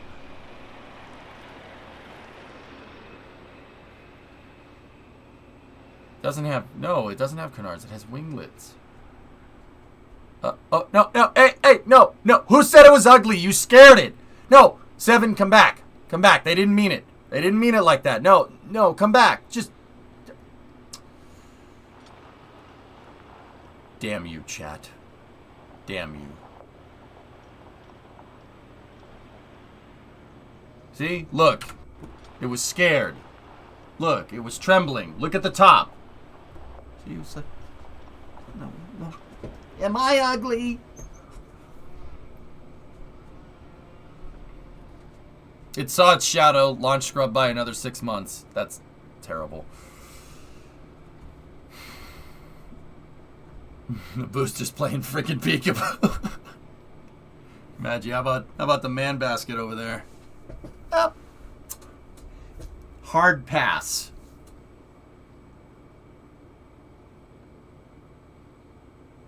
I've got the ugly. Yeah, that. Okay. Chopsticks rotated south and lowered.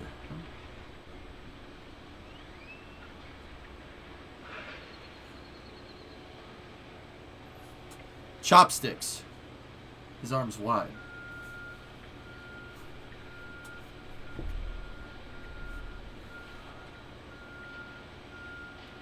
Yeah, that's right, Squishy. And SLS came out of the VAB and it was like, look at me. What happened to the pad? I don't know. Everything looked fine to me.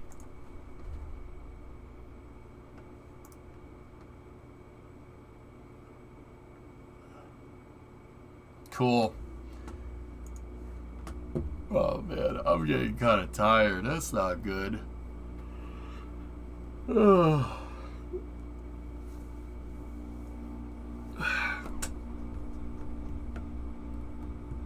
One fly. Fully the FAA pushed it out to the end of April because, yeah. I'm gonna go ahead and guess that SpaceX probably looking at May. Probably May. Yeah. Get some rest. I know the feeling. Yeah, I got about like 4 hours of sleep. I really shouldn't have played Tarkov until like 5 in the morning with Taradra, but we did have fun, dude. I was on a roll. I had 1 or 2 bad rounds in the beginning, but we kept going in, and oh man, we completed so many objectives. I just kept doming scabs with the Mosin. Hey, Crazy Deviant, it's good to see you. Thank you. Likewise. I'm glad you're still enjoying Tarkov this late into the white. Foley, I don't need some high-level weapon to shoot people. Like, in-game. Yeah, Crazy, it has been a while. Yeah, long time. Once you reach 15, it's a whole different game. I think I got up to 11 or 12 last night, something like that. Anyway, thanks again for all the sweet space content. Night, Flight Sim. You need one out of the game. Correction, I need more out of the game. Yeah? Correction. No, yeah, no, you're not wrong.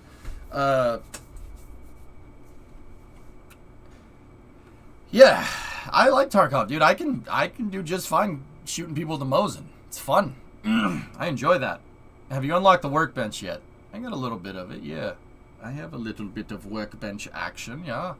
What guns do you have? Metal ones?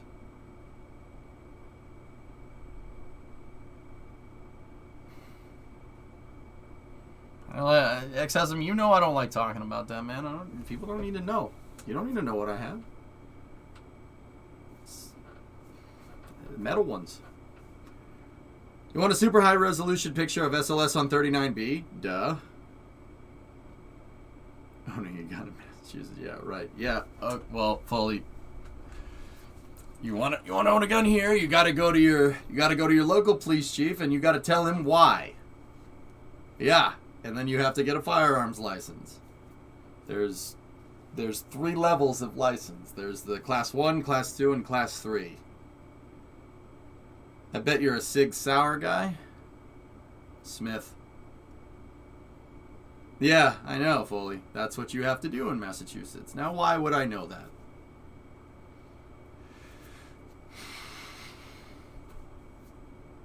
Well, yep.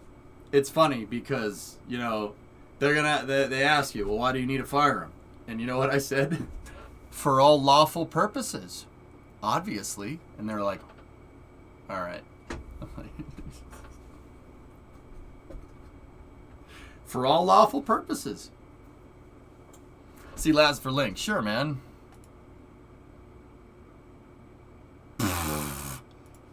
Yep. Yeah, I'm working well within the confines of the law. Yep. And it's true. All right, Vulcan, what do you got for us?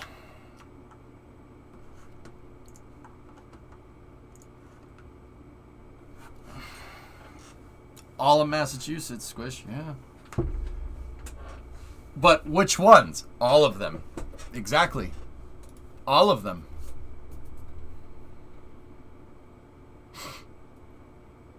I'm so glad you built your Cade and stocked up before this. Yeah, ammo is...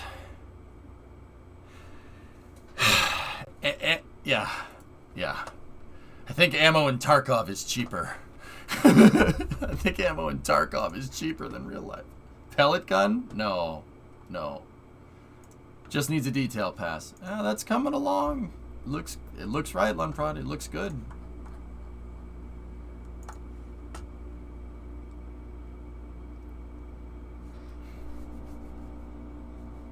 Do you think the first orbital flight of Starship and SLS will be successful? SLS? Yeah, probably. They'll probably learn something somewhere, addiction, but yeah, it should be just fine. I have full confidence in that vehicle. Also, Vulcan, this picture is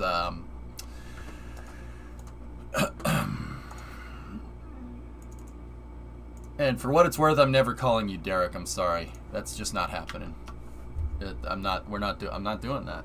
I'm not you're Vulcan.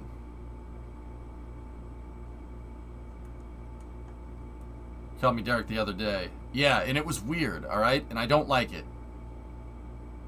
I don't like that. Can you just change your name, like, legally to Vulcan Newsom? Is that something we can do? No, nice, Ernock. There you go. That's a really, really nice picture, dude. Wow.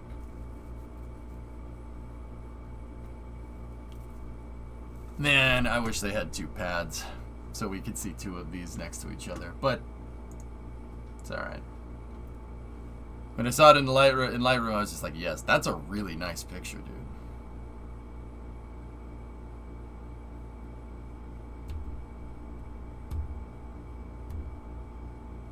$3 USD. Is that? I don't know, man. So Derek for me instead. Yeah. You live. Yeah, Fannin, I'm here.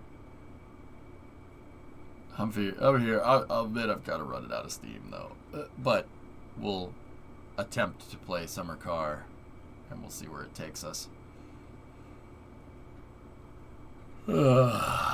Okay. Novus, Novus, if you're still here, I want to read the Phil Sloss article on my own time, and I'll give people a some